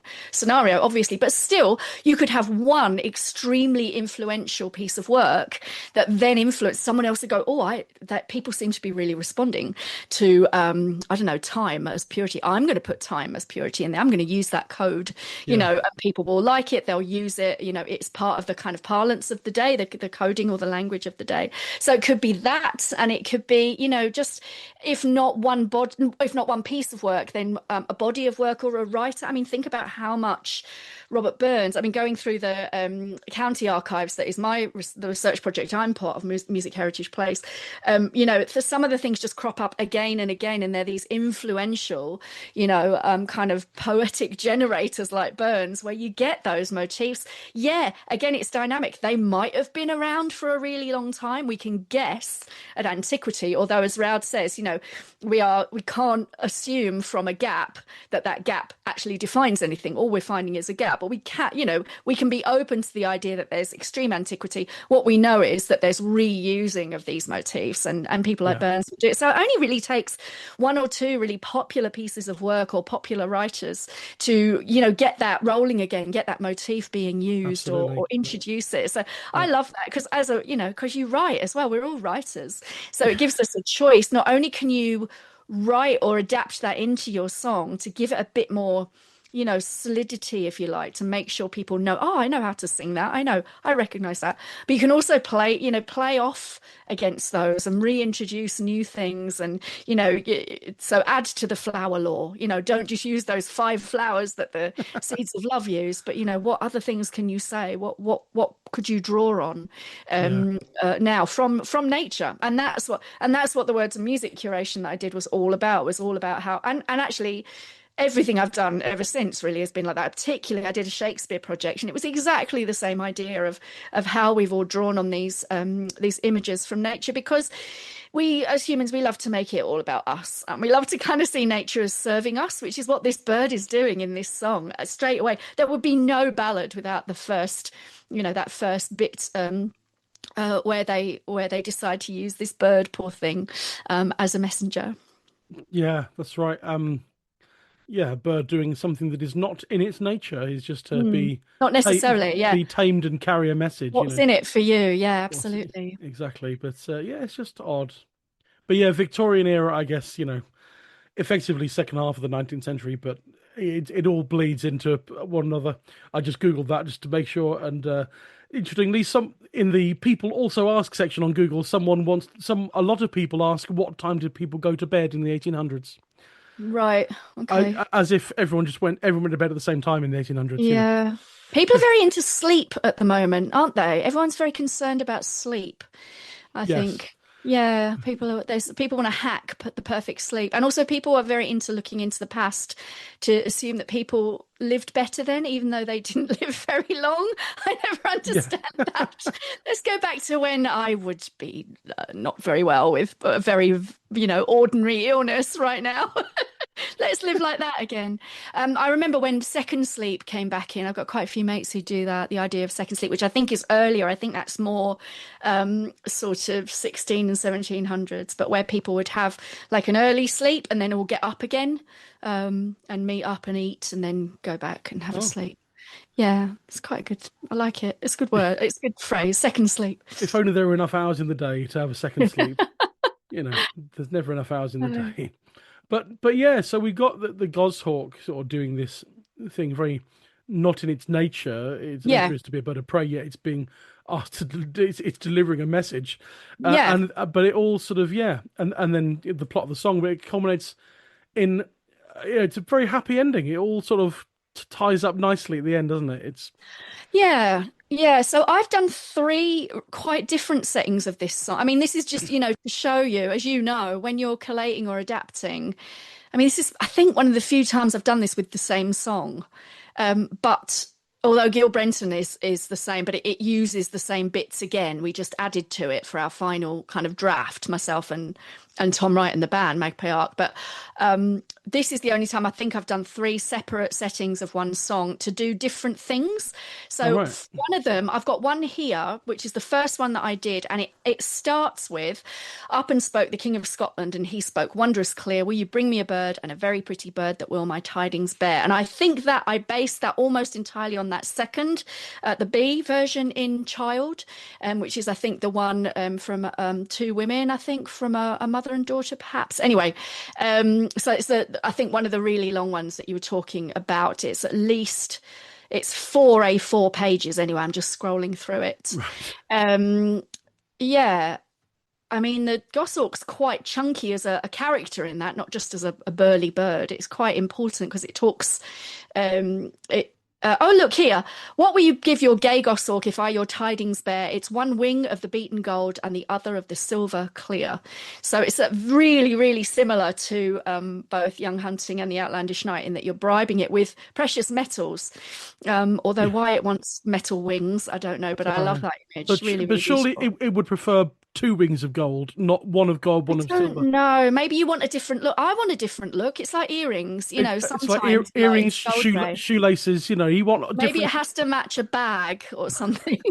Maybe, but it's like people wear. Sometimes people have different colored shoelaces for the different left and right foot. I like that look. Odd socks. Or wearing odd socks. It's the odd socks, shoelaces, earrings. It's very Greek. I think it's. Do I mean Greek? Isn't there? There's a golden owl, isn't there, in Jason and the Argonauts? Is that right? Maybe that kind of thing. Maybe. I mean, the golden fleece is the golden fleece is Jason. Yeah, the there's an owl. There's definitely a metal. Yeah, okay, there's a metal owl in that. Legend. I'll have to watch the film again. Yeah, so you never know, because you do get that as well, don't you? You get a bit of sort of let's make this look like ancient mythology and all of that. So that's the first setting, and that I barely edited anything up at all for that one, and then and that's the one I used to intersperse with readings from H is for Hawk. And then the second one that I did is the one that people can hear on Glamour in the Grey, which is the Magpie Arc album. And we actually created a little suite for that. We've got a song called Long Gone, which Tom wrote, which is kind of a little, again, a little kind of amuse-bouche, little taster to the ballad, and talks a little bit. It's kind of very open, but it sounds a bit like a love story, but it's kind of clearly about a bird as well. And then that segues into our setting of the Gay Goshawk. And that was one where the band literally just chucked me in a room while they did some playing on electric guitars and said, right, go and adapt this ballad. And again, I just could not look past this ballad. I knew I'd done a setting of it, but I couldn't really remember much about what it had been like when I'd performed it at the King's Place. So I thought, let's just start afresh. And this would be an example of a really, really tight edit. It really just cuts to the chase. And it doesn't even say anything about the King of Scotland. It doesn't locate it at all. It just starts with, "Well is you, my gay goshawk, that you may speak and flee, for you shall carry a true love note to my true love from me." It goes straight into, so you've got to go and tell my love what's going on. I'm not allowed to speak to them, but you'll know, my love, because they'll be doing this. And they'll be coming in and out of church, and they'll be coming in and out of their hall. And then the lover says, says to her young maidens, her friends who she's with, she says, I just need to go to the wall and I need to hear this bird sing. I mean, all of this is not just fantastical because of what's happening, but like that isn't what you do. You don't go and hear a goshawk sing. So already it's very fluid and very, very strange. And the one that I've got there is I think it's only three groups of sort of three stanzas. So I made it very, very tight, which is a challenge in itself, but that can be quite fun to try and tell the story of this, in as little time as you can. It can be a really fun thing to do with with school groups or young writers or emerging writers when you're using this as a malleable form and saying, look, just tell this story in as few stanzas as you can. So that's what I did for the Magpie Arc version. And then finally what I did for the one that I did with Maddie, which is to a psalm tune setting called New Windsor. And it's a rather beautiful psalm setting, and all of these have been in the minor key as well. I didn't take to either of the tunes in Bronson. Partly the way that they're written in 3/4 was not the rhythm that I wanted. So I was hearing this very 4/4 kind of rhythm in the text. But all of my settings are in 4/4, and they're all in minor keys. And this psalm setting seemed to go. It's almost, you'll hear it. It's almost a bit like God Rest You Merry Gentlemen. Actually, it's definitely a kind of that kind of spooky, religious kind of sound. But it seemed to fit it. But what I did was take the thing that I'd done for the Magpie Arc and then put back in. So going back to Child, to the I've got 3 editions of Child, all quite different. I've got Dover, and I've got Cooper, and I've got an abridged one at work as well. So I went and dipped in, and kind of at that point, it's not a scholarly exercise necessarily, although I keep track of where everything comes from. But it really is just making like a big buffet table of all of the text and seeing, what I like. And I'm sure I'm not the only person to do that. I bet loads of people who collate ballads and folk songs, do that with these anonymous sources, because you can, to just try and get to your, as you said before, your unique voice. But I wanted to fatten it up a bit. So this is now a good sort of, I don't know, dozen or so verses, or maybe more, to kind of flesh out the story. And that's what I've ended up with. And that's what you'll hear. Lovely. And I was interested in when Steve was telling us about the song and about the plot and everything and the motifs, about this sort of this parallel with bits of what's like we said about talking birds in Shakespeare, that the Romeo and Juliet with she pretending to die, absolutely, and then someone has to send a message, and all this sort of stuff. Yeah, that's very no, it's Romeo a brilliant. Juliet. She's a bit like in my version of the Broomfield Wager, where she escapes her own doom. There isn't a wise woman in my version. It's all her. She decides to do all of the magic that saves her. But in this one, again, it's kind of her doing, really, of kind of how she works out that she's gonna get her way. Yeah, there's no whatever the name of the job is. What is it in Romeo and Juliet? What is he? He's an apothecary. Yeah, apothecary. That's right. There's none of that here. No, although there must be one. There must be, because she does. She's got to have a sleeping potion. She has got a sleeping draft in one of these, hasn't she? Yeah. So she must have got it from somewhere. That's right. She's taken a sleeping draft that she has mixed with Kerr. She's done that herself. There's another bird. There's a mavis. The first Scots church they came to, they heard the mavis sing, and the second Scots church they came to, they heard the dead bell ring. So a mavis is a thrush, I think I'm right in saying. So there's a bird in there. Yes. Mavis is a song thrush. Yeah. So there's two birds in there. I would have cast the song thrush earlier than the goshawk, but there we go, that's all good. And then there's also, in my version, there's lots of repetition about where she's not just where she's taken to, but before that, all the preparations for her funeral, so that her brothers make a coffin and her sisters make her winding sheet, and that all kind of gets reversed in the ballad. So my kind of take on it is, it's almost a little bit of a, what do you call it, like is it a palindrome that sort of starts and then goes somewhere and then ends? It kind of mirrors itself, but she kind of takes on the mantles of death, and then he frees her from those mantles of death. So she comes out of her coffin, and then she comes out of the winding sheet, and all repeats that was, made by her brothers and her sisters. And so you've got, as Steve says in it, this immense amount of repetition, without which it would be a little snack of a song. It really relies on those that kind of, those poetic repetitions, which are poetic but also functional if you're trying to learn these by ear. I find it incredibly useful. I know some other people find it really, really confusing when you're like, which verse am I on? I know I'm talking about the coffin, but is it like the third time I'm talking about the coffin? Or which church am I at here? I find that really helpful. It helps my brain to know where I am in the story. So I think it can be functional for oral folk music to have those anchor points. That's right. Someone's learning a song and it gets to the Yeah. first of a few repetitious verses and you go, I learn one. And then you go, right, well, that's the next three verses learned just by learning one verse. Exactly. With a little tweak, you've got three. I swear that's a writing method as well. I think it's really, really, really useful. It doesn't have what the famous Flower Serving Men has in it, where I think we talked about this maybe in Gil Brenton, but where you've got the ballad and then things happen and then she's going to sing again about everything that's happened so far. So you have the ballad times two, ballad within a ballad. That's for when you've just tuned in. Yeah, exactly. Previously on famous Flower Serving Men. Me and my son are just watching Supernatural at the moment for a bit of early 2000s kind of like baby's first horror schlock, and we're really enjoying it. But that's a different folklore every week, obviously, and it's always the previously on Supernatural, which I think should be in quite a lot of ballads. Actually, I think you should definitely have that. Yeah, a pause in the middle. Yeah.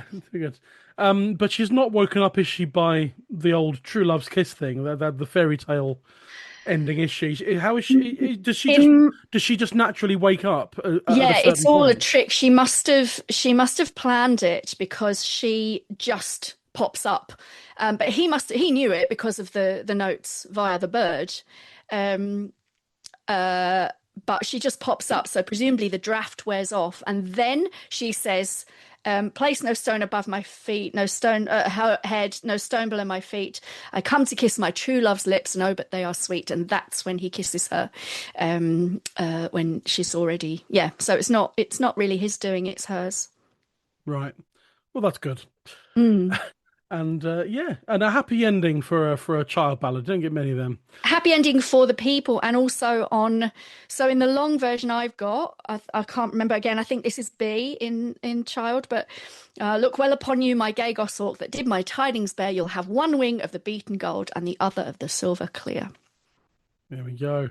Maybe it's as much of that as you can carry under a wing. Maybe it's that. All the gold you can eat. Maybe it's that kind of thing. One wingful. Maybe it's a wingful of beaten gold and a wingful of silver, maybe, rather than they're actually made of it. Maybe. I like that. I like the idea of that. I like the idea of the bird trying to fly off with all these riches. It's like, I'll just walk. Just put them in a bag, Yeah. A golden backpack. Exactly. There you go. That's Alexander and the golden backpack. Where did I get Alexander from? I don't know. My brain's slowing down a bit there. Absolutely. Anyway. Why wouldn't it? Exactly. But yeah, I mean, we could continue talking for ages, but at the same time, well, I think the problem with us is the tangential, and then this ballad and then that ballad, and how it all slots in. Yeah. But I think that's fun, because it feels, you can never know everything about all of this. But once you start to get a working sort of picture of it, like you said, an overview or your spreadsheet or whatever, once you start to group things in themes, you see these, and it might be wrong, and that's okay. I would much rather, have a go and have people sort of have a try of it and then check in with the scholarship or with the history and, it seems to be this and not that. But I love that. What am I saying? I love that, starting to get a sense of, I know this, because I think we very rarely have that now. I don't think many of us have such a great education that we ever feel we really, really know much about literature. I didn't, but I do love that kind of recognition, a spark of recognition of, I know this, I have heard this before, that's a thing that people have done in song before. And the child ballads give us that, which is why I think it's so common that we go, oh, we saw that in that one, or we saw, it gives you this domain of language to do what you want with. And it's magic. It's magic, just like this ballad. Just a last little thing to say, if anyone's interested, it is tangential, but talking about the goshawk in popular culture and in poetry, there's an Australian poem that I discovered today, which is by C.J. Dennis, who's a very, very influential Australian poet, who wrote some really great kind of what would you call sort of comical, what they call sort of larrikin spirit poetry about colonial Australia, but also wrote a lot about kind of pastoral sort of the bush and stuff like that. In his book, The Singing Garden, he published a poem called The Grey Goshawk, and it's absolutely beautiful, and it's quite significant because of the way that it, at that point, it's 1935. At that point, in that sort of type of nature poetry, it was much more common to romanticize nature, but it actually talks much more grittily about the goshawk actually being, essentially, to paraphrase him, a kind of angel of death in the woodlands, and the way that it hunts is, it's a kind of testament to the power and the deadliness of the force of its hunting. So that's well worth checking out if anyone would like to see a piece of Australian poetry, The Grey Goshawk by C.J. Dennis. Not to my knowledge connected to this, but I do. Again, I love all those interlinkings of poetry that the ballads kind of give us through the centuries. Excellent. Yeah, if I manage to find it online somewhere, I'll try and put a link to it. Oh yeah, it's in everywhere. The It's episode very notes. easy. Yep. And yeah, we were saying earlier with Steve that basically there's no source recordings, field recordings of the song at all. Right. And I wondered that. I couldn't find anything either. No, and it's not that widely sung on the revival either. Right. The good site, mainly Norfolk, only has 4 entries, and I'd only heard 3 of them myself, and I missed out another one. But yeah, there's not that much, is there? I mean, obviously, there's one of them is Magpie Ark, Glamour in the Grey for the Gay Goshawk. Perfect use of whatever the word is, alliteration. Very much so. The Gay Goshawk on Glamour in the Grey. Glamour in the Grey. Yeah. It's always as if you planned it. And yeah, the only other ones I was aware of at the time, well, Reinhardt, who runs Main in Norfolk, has found there was a Norwich band called Stone Angel in the 70s who, when I mentioned them to you, you acted as if you'd heard of them before. So yeah, no, I did. I had a student who told me all about them actually. Yeah, nice. So that was not new to me, and I had found that track too. And so they did an album called Stone Angel in 1975. And there's a version on there, and I have not been able to hear it. It's quite hard to track down. I wonder if it's available on Discogs. Wonderful secondhand market. But other ones, the only 2, one of which was basically how I was aware of the song at all, was an album made by Pete Morton in the late 90s. Yeah. Pete is known really as a singer and songwriter. Writes some of the greatest songs. Is it an album of ballads, this? So yeah, it's a whole album of trad songs called Trespass on Harbour Town Records. And so yeah, it's fantastic. I mean what I love about, and so track 2 on there is The Gay Goshawk, and what I love about Pete, what I love is singing and his songwriting and everything else, but when I've heard him sing traditional songs, they end up sounding, they never sound like traditional songs. They always sound like Pete Morton songs, which somehow I think sometimes I don't like that, and sometimes I really do. And in the case of Pete, I always think it sounds great when he's just singing it in his own way. And it, I mean, I think there's fairly good, maybe not evidence, but I think there's pretty good understanding that is what would have happened a lot of times. I think there's quite a lot of us that identify these days more as, the kind of ballad, hack balladeers, as I've heard people say, of, that you are with, I'll totally take that on, that again, we are working with these, collations that we're trying to make live now. You're trying to make it, be a song now and be relevant. And I think that's really, really valid. And I don't think that's ahistorical. I think that's absolutely how the broadside, reworkers would have done it, and the composers would have done it, and the oral tradition as well. People sang it in their way. So I know that's quite an anti-revival kind of aesthetic, because the idea is sort of to make it sound like you're singing like the trad singers. And sometimes we want to do that too, don't we? Like you said, sometimes you hear it and you're so enchanted by the traditional version as we've received it. You want to replicate that, and that's part of the art. But so is absolutely making it work in your idiom and in your voice. It's great. But really. yeah, and the way he delivers it, if you didn't know it was a traditional song, you'd instantly assume that he'd written it. Yeah, that's right. And it's just lovely. And he said that he kind of made it up, but he found it in a 1952 book called British Popular Ballads. Yes. But then he also said, never heard anyone sing it before. How popular is it exactly? Yes. Why is it in British Popular Ballads? If English and Scots unpopular ballads, yeah. That's right. Absolutely. And so I'd highly recommend people seeking out the 1998 album Trespass by Pete Morton. It also turned up on an anthology kind of best of Pete Morton called Another Train. Which is the title of one of the best songs he ever wrote when he was 21. Yep. Couldn't believe it when I found that out. You write something that meaningful when you're 21. Great stuff. Legend and bastard. And tell us about is there the Alison McMorland version? Right, yeah. So the earliest reference we have to the song entirely is the manuscripts from Anna Gordon, Mrs. Brown of Falkland. Yep. And Ruth Perry. I had Ruth Perry on the podcast a couple of times last year because she's written the new book about Anna Gordon. Mm-hmm. And so Alison McMorland, along with Joe Miller, who's been on the podcast before, and Alison's daughter, Kirsty Potts, recorded, I think 12 of the Anna Gordon ballads. Right.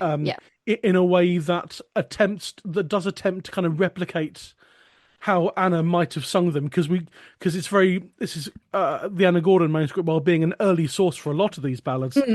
It's a rare instance that we've actually got notation for the melodies as well, because I think Anna had a friend who could write notes down, and so took the melodies down, which is why in Bronson we have the Anna Gordon melodies from, what was the name of the guy? Was it William Tytler? Tytler. Right. I think it might be Tytler or Titler, but William Titler notated a lot of them down, I think. And so copied by Joseph Ritson. I think the manuscript is credited to Ritson Tyler, or Titler rather. So it's all a bit confusing. But so I think what Alison did was, and Joe and then Kirsty did, was take 12 of the Anna Gordon ballads and sing them with what you might call in inverted commas, the original melodies. Doing a reuniting of them as much as we can. Because effectively not deliberately trying to recreate a field recording, but no, absolutely. Why would you? But this could be effectively a replication of what a field recording of Anna Gordon might have sounded like, in terms of the words and the melody, not necessarily style or no, exactly. But I mean, when you've got those sources, sometimes that's all it's not all you've got to work with, actually, is it? Because all of those people you've described as well are fantastic folk and traditional musicians. So there's that as well. This is why I maintain, you need all of it, because that's what Music Heritage Place has been like for me. It's been, gosh, I'm really having to work with just the written note and the text, and I rarely have to do that because I'm spoiled. We're spoiled in some ways, aren't we, with these, we do have recordings of a lot of things, and we do also have maybe grown up hearing these great singers with a little bit at least of an unbroken line to whatever. But when you just do have those, it's still a massive art form. I think it's really fun. It definitely scratches an itch in the brain to be able to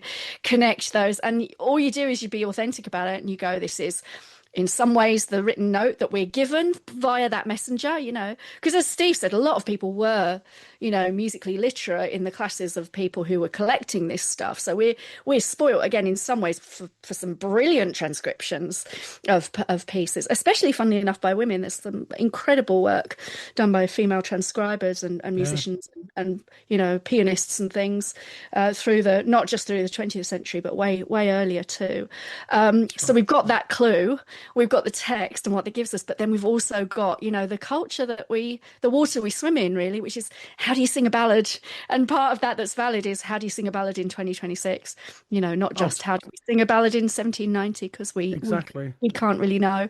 So I love that. I do. And I do know that work that's out at the moment, I have all of that. So I just need to start investigating those because they sound brilliant. Yeah, and so that's there's a few tracks on that have come up on the podcast already because I bet. Yeah. we've had Gay Goshawk now. We had Lady Masery is in there, Bonnie Susie Cleland. Lambkin, which was back in season 1, Long Lankin is in there. Yeah. And also the Cruel Sister, which is the two sisters. And I think that's one of the best things I've ever heard is Joe Miller singing Anna Gordon's The Cruel Sister because it lasts 17 minutes. Oh, you love that, it's just you? Joe singing for 17 minutes. I think it's absolutely phenomenal. Brilliant. I mean, that's like a quarter of a folk club gig. It just sing that, and that'd be. I think we should go back to that. I think I would do that. If only audiences didn't want. I mean, it would be value for money in some respect, but at the same time, I think audiences might not feel that 4 songs in a gig is value for money. But they're long songs, It still took a lot of time to learn them. It's less effort for them. They don't have to clap for as long, so it's fine. And they don't have to focus on one plot for a while, Yeah. But yeah, and also on that CD is Young Beaky. That's Lord Bateman. We've done that one. Yes. And 2 songs we're actually covering at live episodes this year at festivals. On that CD is King Henry, Child 32 is coming up on a live episode I haven't really announced yet, and also Child 42, Roud 147. Clark Colvin is going to be covered this year in a festival live episode, which will all be recorded and available for patrons here. We will look forward to that. Brilliant. But the album is called Some Ballads of Anna Gordon, and it's available separately. It's not part of the book. It's a companion to the book, but you have to buy it separately. And they've written the tune they've used is the conjectural reading by Bronson. So what Bronson wrote out. So it's the one that goes something like, "Oh Wells me, oh my gay goshawk, that he can speak and fee. He'll carry a letter to my true love. Bring back another to me," or that sort of thing. Anyway, it's the first one that's written down, with that nice little triplet in the first bar. Although Alison got rid of the top note, there's a note which takes it out of the pentatonicness, and I think Alison, I don't know why, whatever, but decided to get rid of it to make it into a pentatonic thing. But so there's a thing in the sleeve notes for that says, on learning that Anna Gordon's sister had a guitar shipped out to her after emigrating to America, Alison McMorland invited Alistair Roberts to work out a discreet guitar accompaniment, heeding William Tytler's advice in the 1779 work, A Dissertation on the Scottish Music, where he said, "The proper accompaniment of a Scots song is a plain, thin, dropping bass on the harpsichord or guitar. The fine breathings, these heartfelt touches, are lost in a noisy accompaniment of instruments." Fabulous. So there we go. And so Alistair Roberts on some of the tracks does a very sort of, well, you might call sympathetic accompaniment.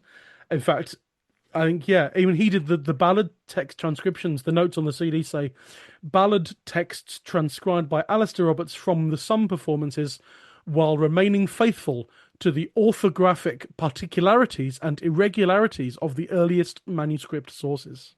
Great. And so, they're just as an exercise trying to adhere as closely as possible to the original Anna Gordon source. And, it may not be for everyone, but I'm it's a lovely piece of work. No, I would highly recommend it. No, it's beautiful. It's really I've got a PDF copy of the book that was a review copy, and I've not got a physical copy of the CD yet, but I will seek that out. But and so that's what we're working with, really. That's all we've got is Alison McMorland singing it, accompanied by Alistair Roberts. We've got you in the Magpie Arc. There's Pete Morton, and there's Stone. Which is definitely noisy, by the way. People won't like that. No, that's right. And Pete Morton is just him and a guitar accompaniment just strumming chords, which some people consider to be noise. Yeah.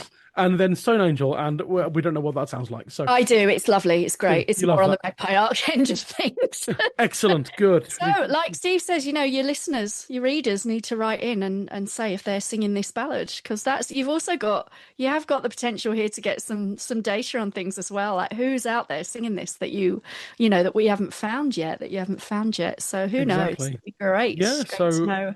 But as I said at the start of the Steve Roud chat, it's not the most commonly found child ballad, but it's by no means one of the least common No, it's ones. not. No, It's just that's right. it's been found a few times. Yeah, it has. And I think it exists in, like I can only really speak for me, but it was in my mind long before I actually went and discovered what it was about. Just knew it was there because of its title and because of that bird and because of the strength of the motif is there before even the story starts. So yeah, it's definitely a gem, if not a unicorn. That's right. And I think next week on the podcast is a unicorn, although there's been one revival recording of it, but that was Sharon Krause. And so we do count it, but at the same time it's not, I don't know what it's not, but it's the song Brown Robin, and I've already done that episode because we'll have a regular unheard of child ballad enthusiast and guest Helen Lindley back for that one, and she's done a setting of it. And actually, we delved into it, and I thought that's actually a really good song. Yeah, but it's basically yeah. but no one sung it. And every time, and I'll say this next week, but every time I mention it to people, Brown Robin, they've always said, "Do you actually mean Brown Adam?" And I said, Yes. "No, I mean Brown Robin." That happens quite a lot. Yeah, and Brown Adam is in fact the immediately next child ballad. So they've obviously been put together because they are two brown people. I don't know.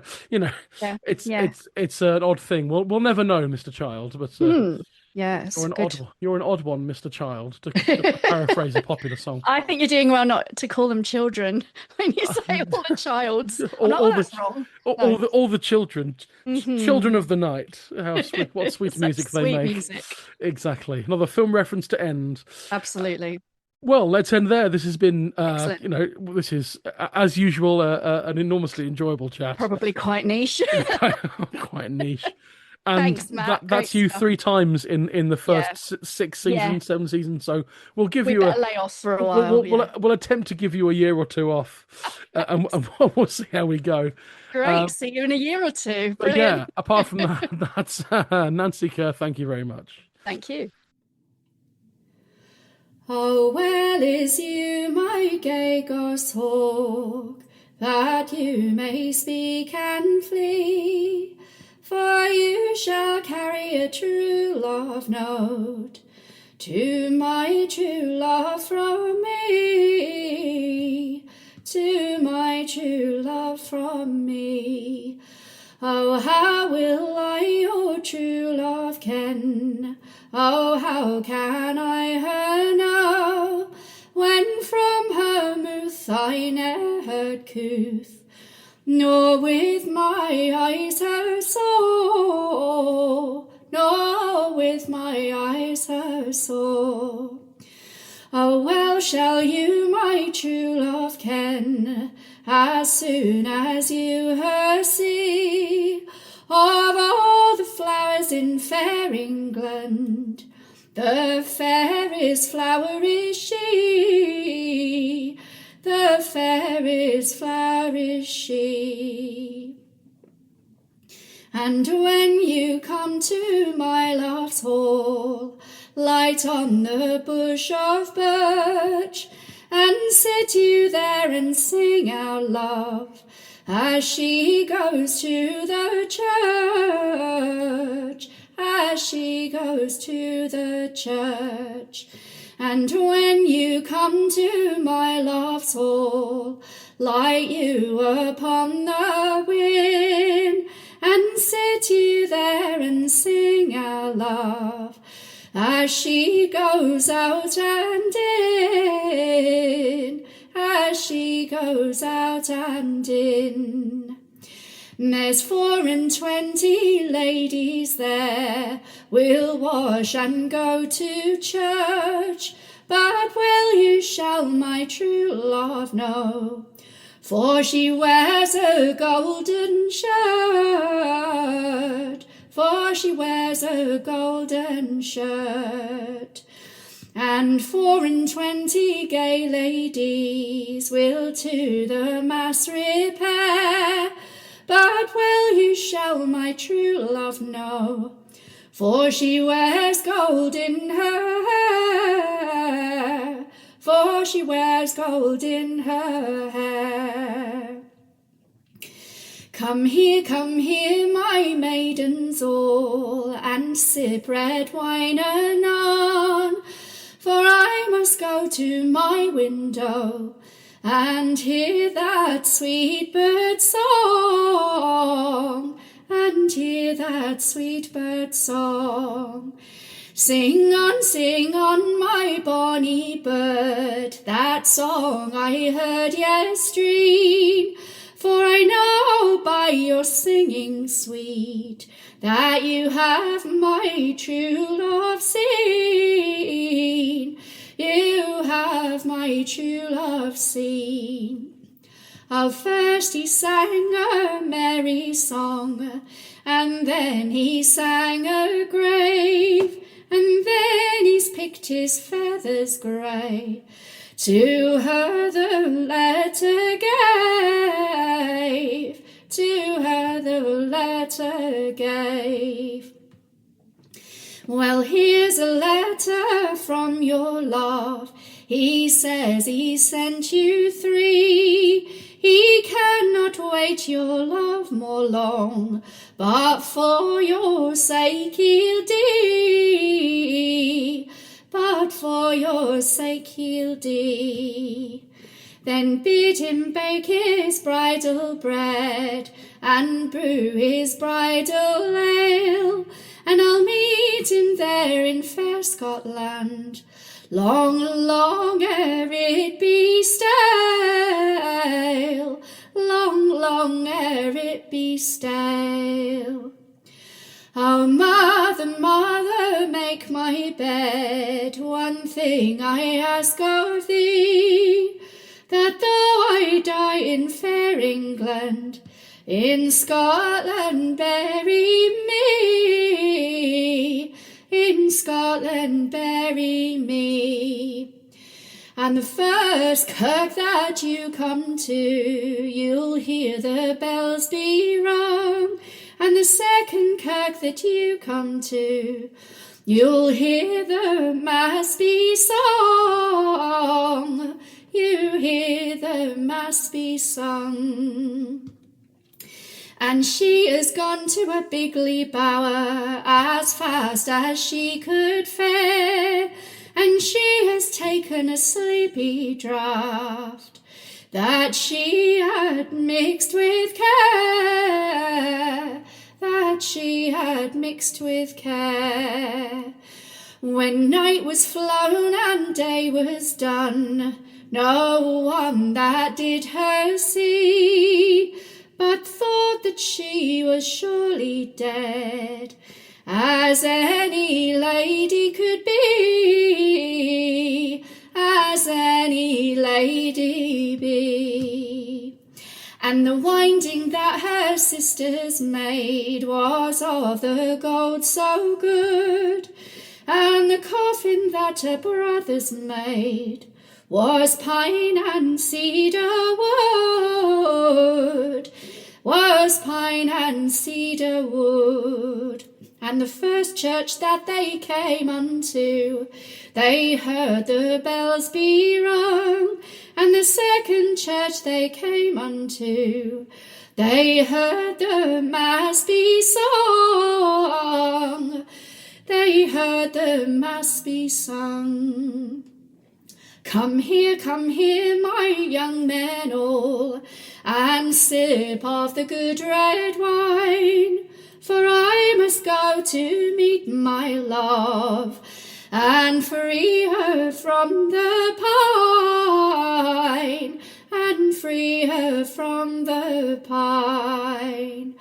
Oh, come and lay her body down, now there's no life within. She's torn the winding from her brow, and kissed him cheek and chin, and kissed him cheek and chin. Well, place no stone above my head, no stone below my feet, for I come to kiss my true love's lips, and oh, but they are sweet, and oh, but they are sweet. For I came not here to fair Scotland, to lie among the dead, but I came here to fair Scotland, to wear the gold so red, to wear the gold so red.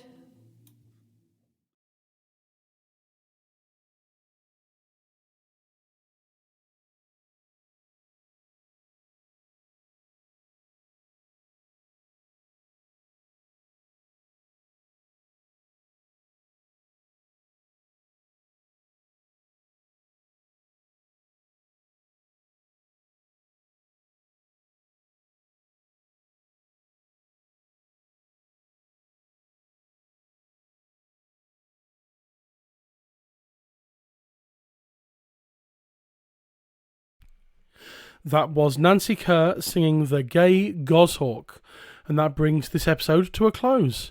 What did you think? What are your thoughts on this song? Are you a fan of talking birds in folk songs? I'd love to hear from you. If you'd like to get in touch, feel free to drop me an email at intheroud@singyonder.co.uk or visit the podcast on various social media platforms. You can find us on Facebook at facebook.com/intheroudpod. We're on Instagram at intheroudpod, and we're on Blue Sky at intheroud. No pod. If you are enjoying the podcast, I would very much appreciate it if you would give us a little rating and review on whichever podcast platform you're listening to us on. Thank you. That really helps the podcast to reach a wider audience and big part of the big algorithm machine. In the Roud is a media partner of Veteran, the traditional music label. Although this week's song does not currently feature on any of their releases, you can find details of their extensive catalogue on their website, veteran.co.uk. That's veteran.co.uk. One last huge thanks to this week's guests, Steve Roud and Nancy Kerr. Join me next week for episode 3 of this season. We will be looking at Roud 62, which is Child Ballad number 97. That's the ballad of Brown Robin. This is another ballad that, as far as we can tell, hasn't been sung or even found since it was included in the Child collection. And so, as we have done in the past, I will be joined by resident unknown child ballad enthusiast Helen Lindley to dive into the world of Brown Robin. Until then, that's it from me. Stay safe, be well, and I'll see you next time in the Roud.